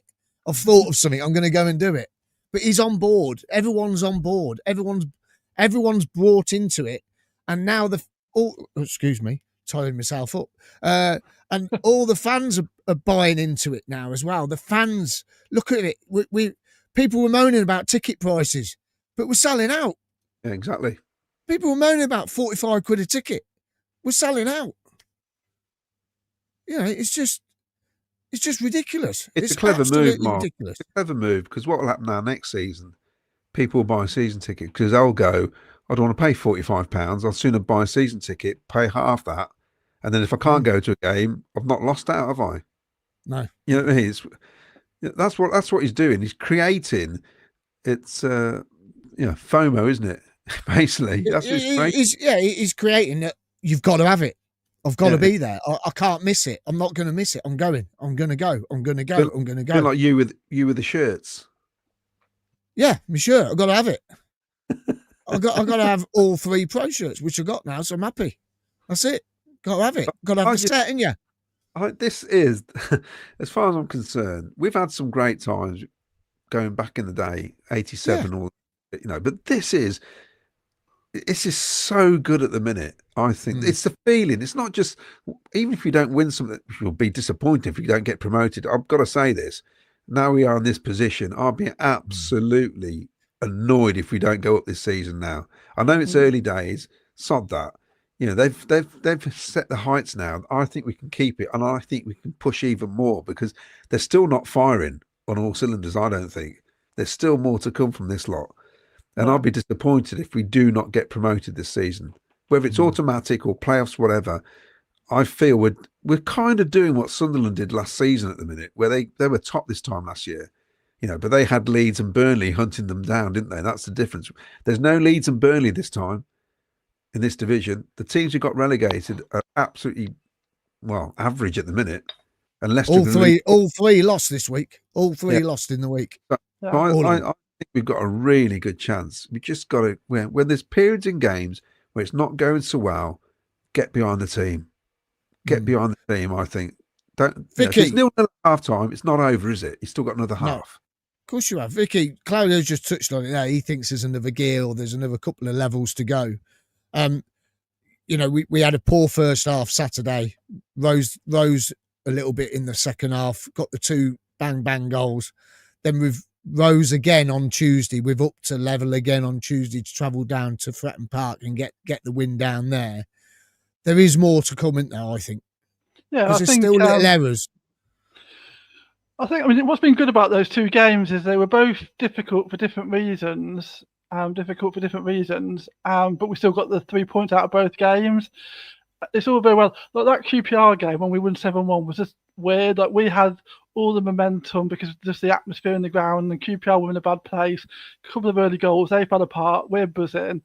Like that's not going to happen week in, week out. You're going to have the tricky games, and Blackburn and Portsmouth were, but we still got the 3 points in both games. And I think Claudio's right. We still look like we're probably in the second gear at most, and so I think we have got 3 or 4 more gears to go. And I think if you watch the Championship most seasons, I think if most of the teams like that, like you sort of like Leeds or like Norwich for the year they went up, or Fulham the year went up, most of the teams sort of build. It's like it's a build, so that none of them are probably playing the best football in September, October.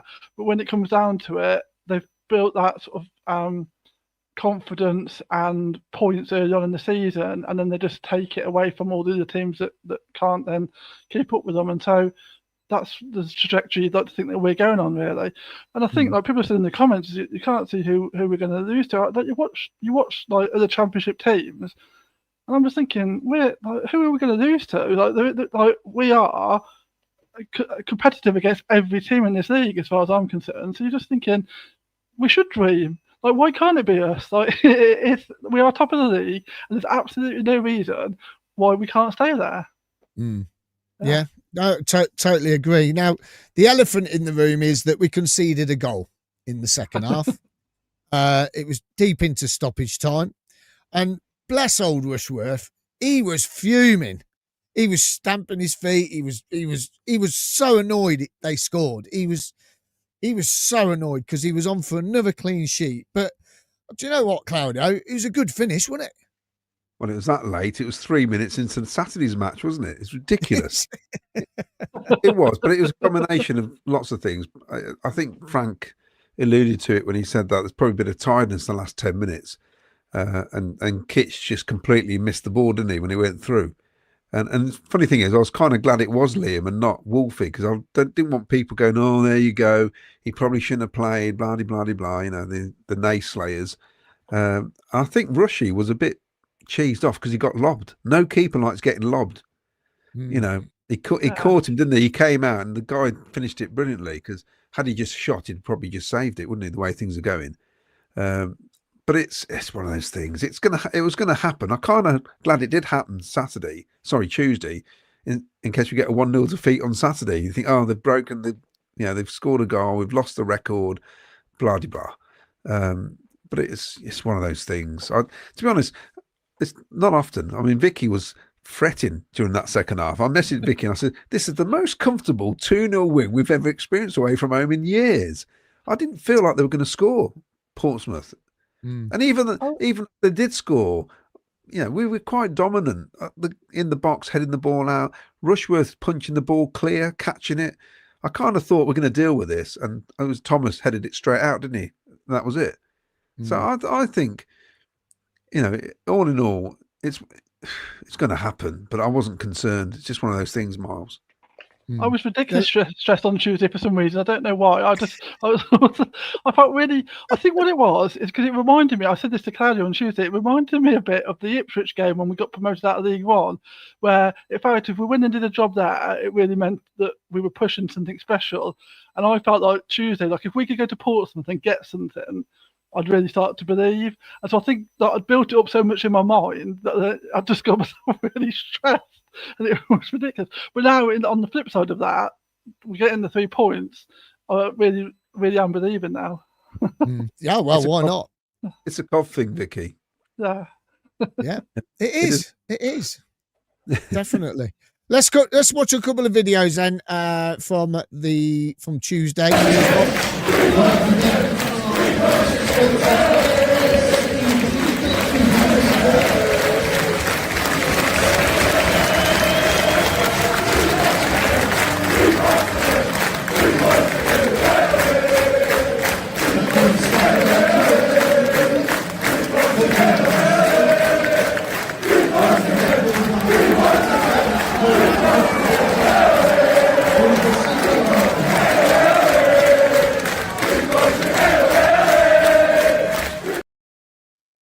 You see Frank Lampard there. He's loving it. He's on a mission, that guy. He really is on a mission, isn't he? He really is.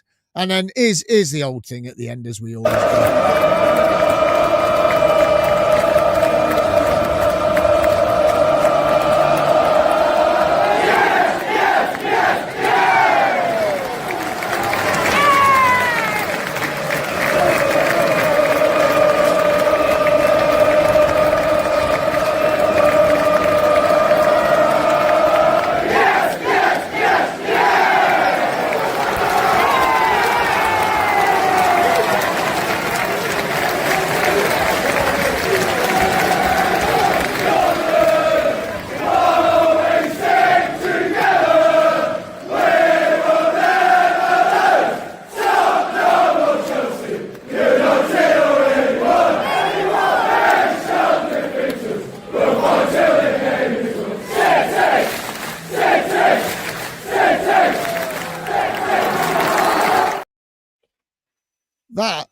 That for me, it's Frank Lampard. It's our battle hymn, according to that paper in 1963. But you see Frank Lampard, though. Frank Lampard standing there watching us. I mean, that is just something special is happening. You'd like to think. We were right about the stadium. Yeah. We knew something special was happening. Something special's happening at Coventry City. Oh, imagine having that trophy in your cabinet. Well, yeah. Imagine going to Watford. Is that the last game or but one game? We at home the last games. Last away game. Yeah. No, I think it's the last game, isn't it? Yeah. I think it's the last. It is, and we got Wrexham at home before. No, it actually would be great if you could win it and have the trophy against Wrexham. And that'll be on their story, won't it? Yeah. Yeah. Vicky, you've got this, haven't you? You put this up. Explain this to everybody. Oh yeah, so after I was so buzzed, that's my heart rate on Tuesday. No, so after I was buzzing on Tuesday, I had a look and I thought, I wonder like where we are, like sort of points wise in comparison to other teams that have then maintained and stayed top of the league and won the league. So I had a look, and that's just a graph basically showing. So actually, there's a fairly standard trajectory for the teams that like go up as league leaders. So the only team that would have been better points wise than us at this time of the season was Leicester.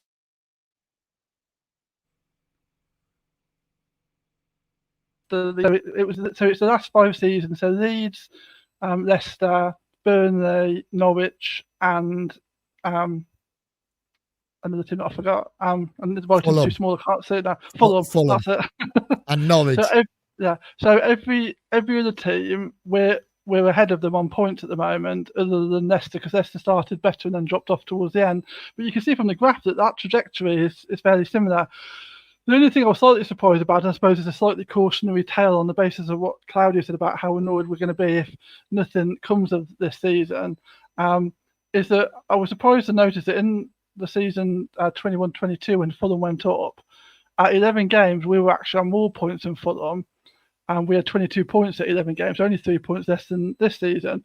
But we then completely fell away and finished on about 60 points rather than following the trajectory of every other club. So obviously, it's great to be all believing, and I think it's important that we sort of keep positive and get behind the lads, because we can see where this can take us, but we can also see that what can happen if the wheels come off. And so, I don't know, if there's a bad performance or we lose a game, we have to just like get behind the boys and keep them supporting and pushing us in a positive direction to make sure that we follow the right trajectory and don't allow like that 21-22 season to happen again. But yeah, so that just was just a little graph to sort of see where we are in comparison to other recent champions of the. Brilliant.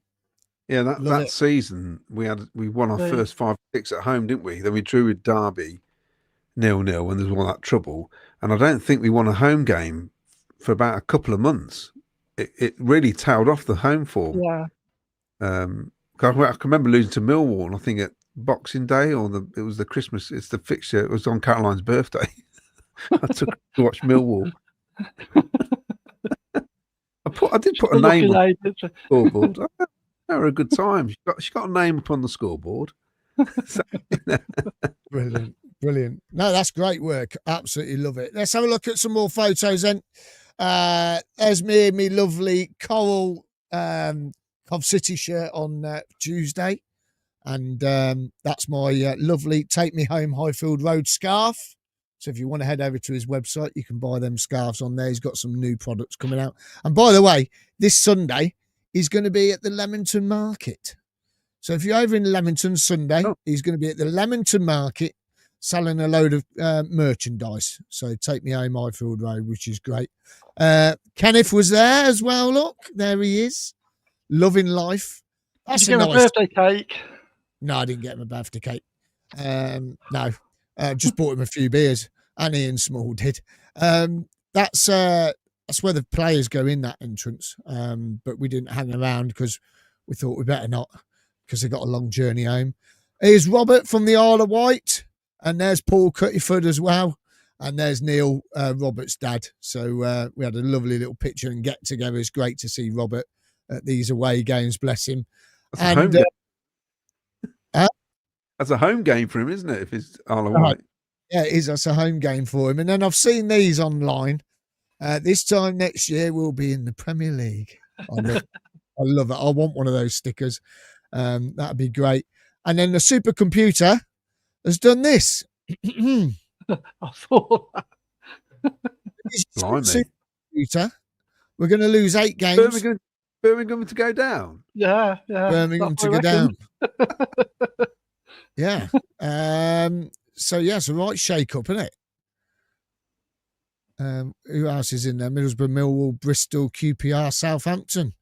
Yeah. I actually wouldn't mind if Middlesbrough went up, to be honest. I quite like Middlesbrough. I don't like they feel like a club that's following our trajectory. So, like, as long as we're champions, they can have second. I'm happy enough with that. Yeah, but they didn't drop down to League Two though, Vic. No, but also, like, they're a team, like, they haven't got parachute payment money, so they're not. So I think it's nice. It'd be nice if it was two teams that have had to work for it. So they haven't had parachute payment money. They haven't had some like rich American owners come in and like throw loads of cash around. I mean, they have got a bit of money, haven't they? But not in comparison to some clubs. So I don't know. It'd be quite nice. This is what I'm saying, Vic. It'd be nice, like you've just said, for two teams to go up that haven't got parachute money. But then if you look at the down to sixth, you've only got one in there with the parachute money. So you never know. Millwall, Bristol, or QPR could win the playoffs. Yeah, which then it'd be three teams without a parachute payment. I've got to say that's a complete turnaround of form for Sheffield United. If they're going to turn that around, they're going to have to start winning some games. Well, we did, didn't we? We did it. So I think we're a point worse off than they were last season. Yeah. So we've got a couple of things to announce. So Claudio, you ready to read out that thing we've been asked to read out? Yeah. Yeah. Okay. So first of all, there is this event going on. You can get your tickets now. Call 07834 386 140 or go to the venue, which is Christ the King Parish Centre, Coventry, CV6 2AA. They are doing a UK Homes for Heroes, raising money for those guys. £15 to enter. Look at all the bands and DJs and everything going on there. It's going to be an absolute cracking night, all ska music and everything. So you could head down there. And you can go and have a fantastic night. It's the night of Stoke City, so you could go and celebrate after a win at Stoke. That would be fantastic on the 8th of November. And then today, excuse me, today we've been asked if we could announce this, if you don't mind, everybody. Now Ken has helped with this. Apparently he's done a couple of discos at Walsgrave, at the Walsgrave pub, and he's raised money with these guys. And Claudia, you're going to tell everyone what it is, and you can find the Just Giving link in our description on YouTube.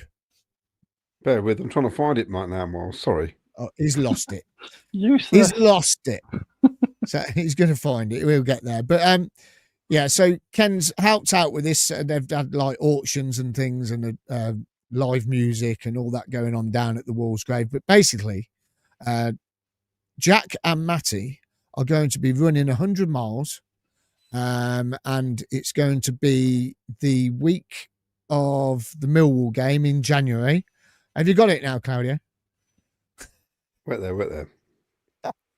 He's lost it. He's lost it. What are you doing, Vicky? Come on, we're not professional. We're supposed to look no, we're meant to be professional. Do you want me to read it all out? Go on, read it out.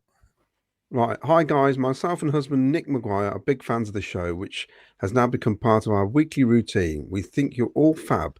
We're wondering if there was any possibility that you guys can help us out with this. A bit of background. Our amazing friends Ash and Corrine have a daughter, Alicia, who has spina bifida. Alicia was diagnosed with spina bifida whilst Corrine was pregnant. Whilst Corrine was pregnant, she had to undergo a procedure where they would operate on Alicia's spine. As you can imagine, this was really very risky operation, and against all the odds, the operation was a success. Alicia survived the pregnancy, and the pregnancy continued. Alicia was born in June 2023. In her 2 years of life, Alicia has undergone many life-saving operations and has had many setbacks. However, despite them all, the warrior princess continues to defy all odds. She's beautiful, charismatic, and in our eyes, an absolute warrior. Her parents and her brother, 5-year-old Joshua, continue to do everything they can do to help raise funds to help Alicia with her health, mobility, equipment, and to give her the best possible life. This brings me on to asking a huge favour. Another one of our friends, Jack Howland and Matty Walker, have decided to run from Millwall's ground. Ash and his family are huge Millwall fans, to the CBS in 4 days. The run is going to take place on 17th of January 2026, where they will leave the Den, get into the CBS on the 20th of January 2026. We'd also like to a big crowd of people there to support them across the finish line if possible. even a halftime announcement on the pitch. It would be even more amazing if we could have Ash, Kareen, Joshua, Alicia, and Jack and Matty on the pitch. This is going to be shared on some Millwall fan podcasts and also in the Millwall's programme. As Jack is a huge Coventry City supporter, it would be amazing if this could be spread as much as possible. Jack would be more than happily come on the show and talk about it too, if you'd like.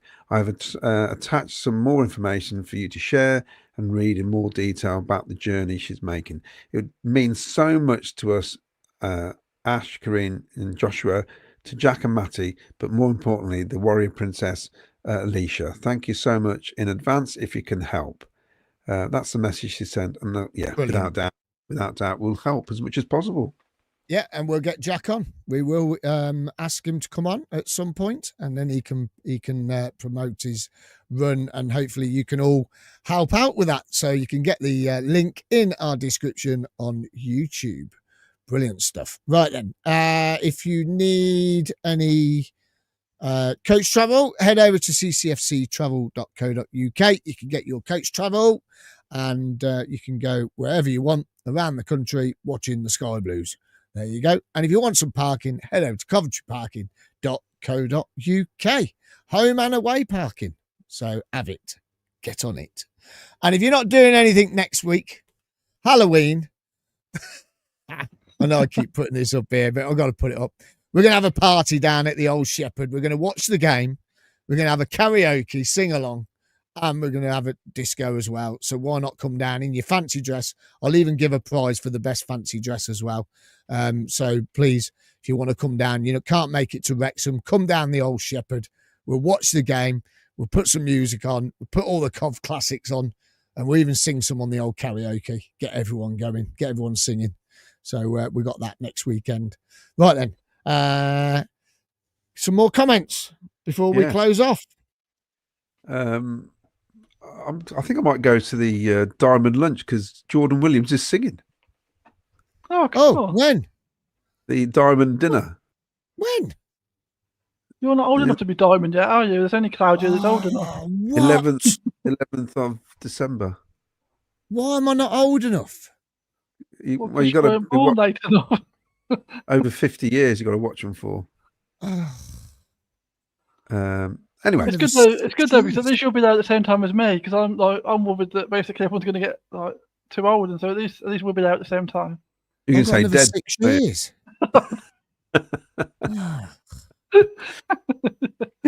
Kimberly Owen says, "I think 2-0 win for Saturday." Lots of people agreeing about the statue incident. Miles, Mad Frankie says, "Imagine we saw a few in January as well. Let's be honest, who wouldn't want to join us?" Oh, yes. Yeah, but we don't want just anybody, do we? We want people with hunger. We want Son. That's who we want. Grit. Yeah, Son. Yeah, you imagine getting Son. Steve McGovern says, "Rushworth, different gravy." Frank Wood says, "Defence starts with the forwards." Salop of CCFC says, "No need for spot the ball. It's in the back of the net when Cov play." Yeah, no spot the ball tonight. We're too busy. And Joyner loved the footage of Asante interviewing Rushworth. Oh, that's funny, that is. Yeah, Mick Davenport, thank you very much for the donation. You're doing a great job, guys. Claudia, an elephant impression in order, top of the league. We'll probably get one tonight, I think. And if I'll tell you what, if we get 4 more subscribers tonight now, if we get 4 more at $4.99 tonight, right, we'll get Claudio to do the elephant impression. So I want 4 more to sign up tonight, $4.99, and we're going to get the elephant tonight. There you go. At least it's only an impression. Janet says, "We are a unit." Covandy says, "I've been talking to some of my Pompey mates, and they say we are the best team at the park this season, and we should be HMS P the league." James Hollyoak, the strike that BTA did that hit the crossbar would have been goal of the season if it went in. What a strike! It's true. Oh, yeah, I forgot about that one. Oh, He could have had 2 hat-tricks in the matter of weeks, couldn't he? I know. Rock the Casbah just goes to show that was a big test at Portsmouth. Isn't it an easy place to get a result with the trumpets, drums, and bell ring and a full house of passionate sailors? I'm just thinking about that shot now at the crossbar. Oh, you heard it hit the crossbar at our end. It hit it that loud. Boomf, off the bar. Matty Clark, technically good players and good coaching will take you so far, but champions have work ethic and team mentality. This is what Frank Lampard and his coaching staff have added since they arrived. I'm just looking at his picture. Put that back up. That's brilliant. What, Look. Matty Clark? Yeah, look. He's got a big head on Bobby Thomas, look. That's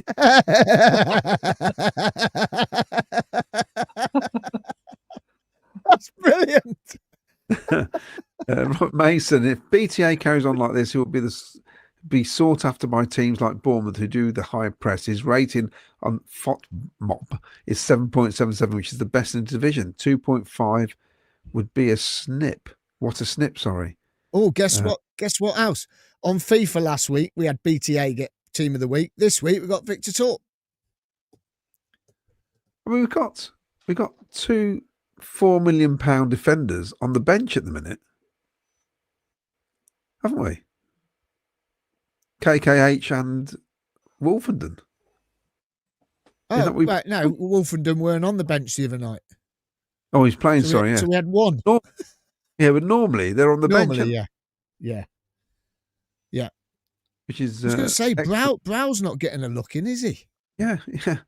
Robert Mason. More at home, he seems to come on, doesn't he? He seems to bring him on more at home. Yeah. I wonder if it's because he's not up to speed with the Championship. Robert Mason, I wish they would get on with Leicester point deduction. The longer it goes on, it's a disadvantage to the clubs that play by the rules. Nah, we don't care about that. We ain't bothered about that. We're just going to win the league. Whatever it is, it won't be enough. Mark Cunningham, in my 59 years of watching the City, I've never had such a feeling as I have now. Long may it continue. Believe. Mark Cunningham could join the Diamond Club. He could, yes.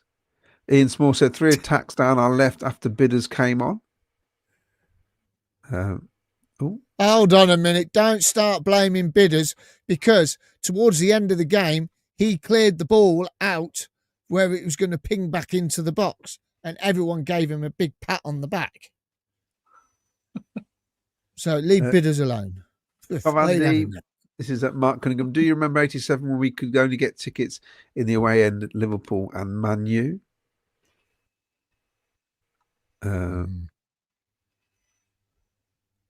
Getting through a couple more. King Carlos, evening all, great to see us on the top of the league. Long may it continue.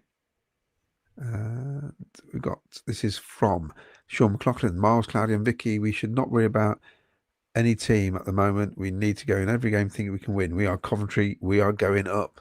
Yeah, I'm not fussed at the minute.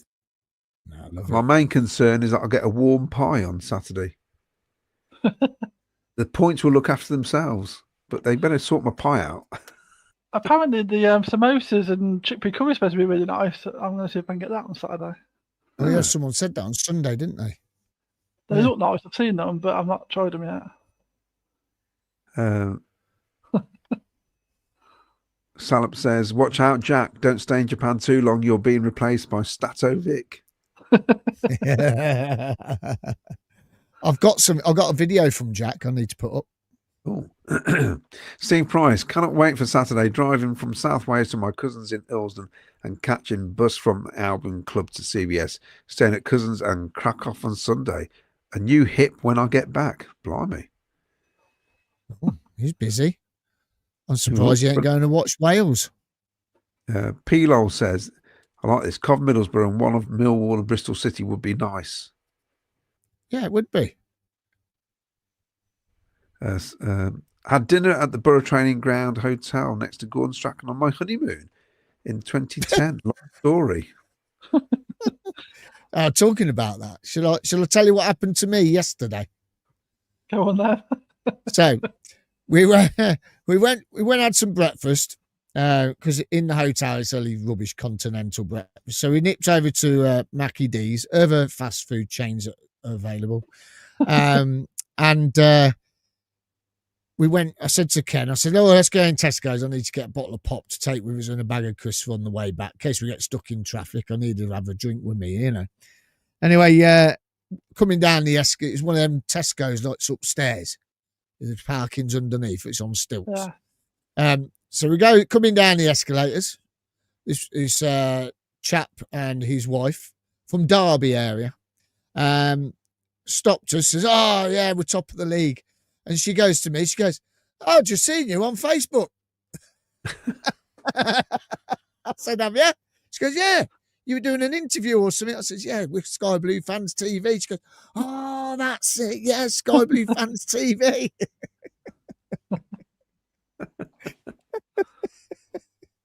Can't go anywhere. Brilliant.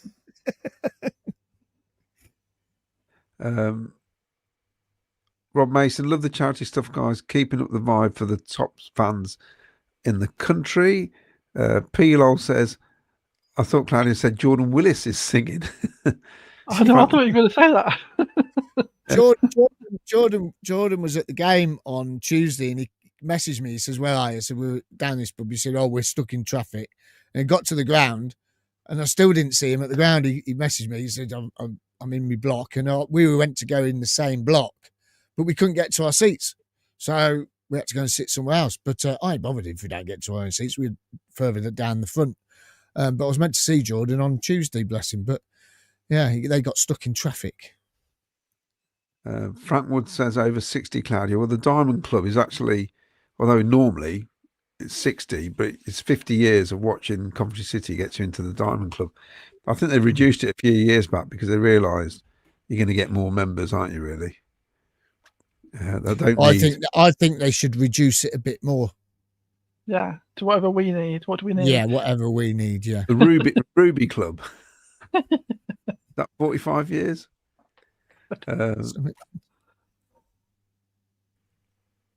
I'm so excited, says Salop CCFC. They've opened a new Mackie D's near me in Bridgenorth off for breakfast tomorrow. I might have one tomorrow on the way to the ground. Oh, no, not tomorrow. Saturday on the way. I thought I'm so excited. I thought it was referring to the football. That's why I read it out. I've got to be at Dylan's for 8 o'clock Saturday morning to DJ. Oh, painful. I'll think of you when I wake up then when I'm like... I know. I've got to be there for 8 o'clock. I said, "Gordon, what have I got to be there for 8 o'clock for?" She said, "Because we open at 8. I said, "Gordon," she said, "I need me beauty sleep." You definitely need beauty sleep. That's it. They're the comments. You'll have to have 1,500 points to be a member of the Diamond Club, says Mark Rainbow. That's all right. Got enough. That'll do. That's all right. You can do that. Yeah. Let's petition for that rule. We like that. Two more videos, and then that's it. Old Ronald's been up to his old tricks in Uganda.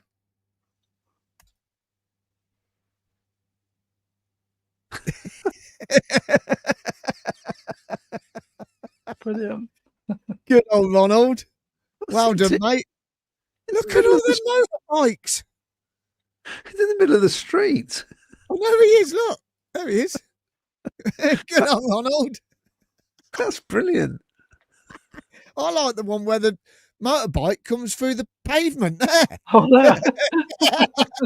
It's not even the road. He's coming through the pavement. And Jack sent us a little video. He's bringing a new cup home. It's the trophy for when we win the league.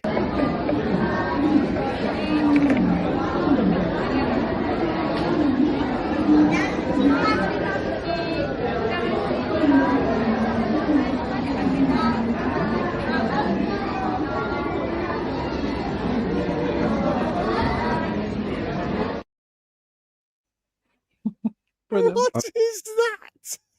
I'm loving the optimism. It was great until he tried to draw an elephant. That's the worst elephant ever. Oh, we didn't see that. Show that again then.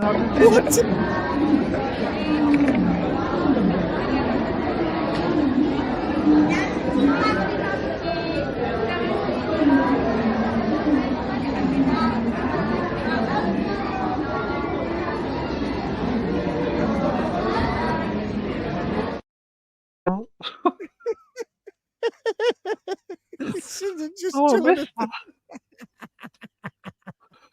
it's, That's literally it's not, by a child in reception, isn't it? That elephant. can I, what is that? What is it? Is it like your own cup that you put noodles in it and you bring it home? Gone to the noodle factory by the looks of things, yeah. So why hasn't he used the sky? Why has he used Birmingham blue? Well, it's probably the closest they got. They've probably got a full palette of colours, have they? It's probably like limited. Is it? Is it? It's the way he's got Skyblue Fans TV Jack in the hat. Oh, blimey. Right, that's it then. We've come to the end. We are top of the league. I don't know if you know it, but we're top of the league. 25 points, 23 goals. It's the goals that are Right, hold on. So the closest to us now on goals is Middlesbrough and Bristol City on 8. It's just, yeah, okay. Well, right, whatever. And you got Sheffield United on -10 and Sheffield Wednesday on -14. It's just daft, isn't it? You notice how are we now 7 points clear of Stoke City? Yes, and they were top. Yeah, but And they were incredible, isn't it? That's how it changes. You keep getting these 3 points. Yeah, and 5 points clear a third. So no matter what, we're in the top 2 for the next 2 games, even if we lose one of them. And we played before. before. Priority, isn't it? The priority is building up that gap. So if we have an off day and lose or whatever, that we don't lose our position. So yeah, it's brilliant, absolutely brilliant. I'm not happy that they've used Whittaker as the image, because surely if we're top, that should be a Cov player. Yeah, because we're top. And I'm not being funny, but they went to Sheffield Wednesday, took the lead after 6 minutes. That was it. Well, they're just chuffed because he's actually managed to score some goals after spending all that money on him, haven't they? So they're trying to big him up again now that he's actually turned up. 2 goals. Yeah. Scored 2 goals in 2 years. Brilliant. I do find what's interesting is when you look at Sheffield Wednesday before you break off, that ground with nobody in it, it's just so depressing, isn't it? Yeah. Terrible, really. Yeah, it is terrible. Yeah, but it is. It is. The thing is, we've been there, but they've done the right thing not turning up last night. So, yeah, fair play to them. Yeah, they put that thing on, didn't they, on the ground to sort of say, get out of our club and stuff. So you can feel for them, can't you? 'Cause we've been there. We know what it's like when you got no hope of your club turning around, and that's why it makes this so amazing. Because, I don't know, 7-8 years ago, you're thinking, are we even going to have a club to follow? And now we're top of the league. Yeah, definitely. It's unbelievable. Right, well, that's it then. Going to leave it there. Thank you very much, everyone, for watching. It's been brilliant. We are top of the league. We are Coventry City. And let's hope we're still at the top of the league. Well, we'll be in the top 2 on Saturday, no matter what, because no one can catch us, apart from Middlesbrough. So, it's all happy smiles within the Skyblue Fans TV camp at the moment. Massive thank you, Vicky. Well done. You enjoy it? Yeah, cool. Yeah. Brilliant. Claudio, thank you again. Enjoy it. Of course. And got the after-match thing on Saturday. Don't know what time yet. Yeah, we haven't decided on it, but yes, Saturday after match. So join Claudio and whoever's on. That would be great. Because it's an early kickoff. So 12:30. So I'm going to leave you with this, and we will see you Saturday, and then Ken will see you on Sunday. A big play up Sky Blues. Let's get another 3 points on Saturday, and let's keep this run going. Come on, you Sky Blues, saying we are top of the league.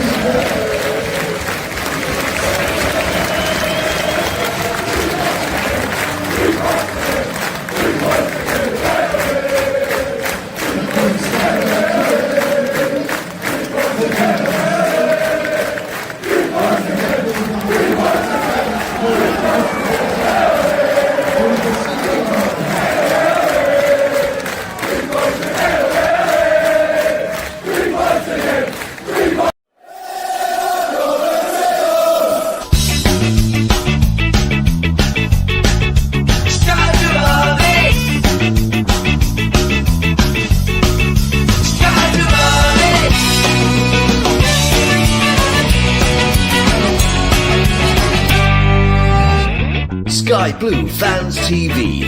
For the fans, by the fans.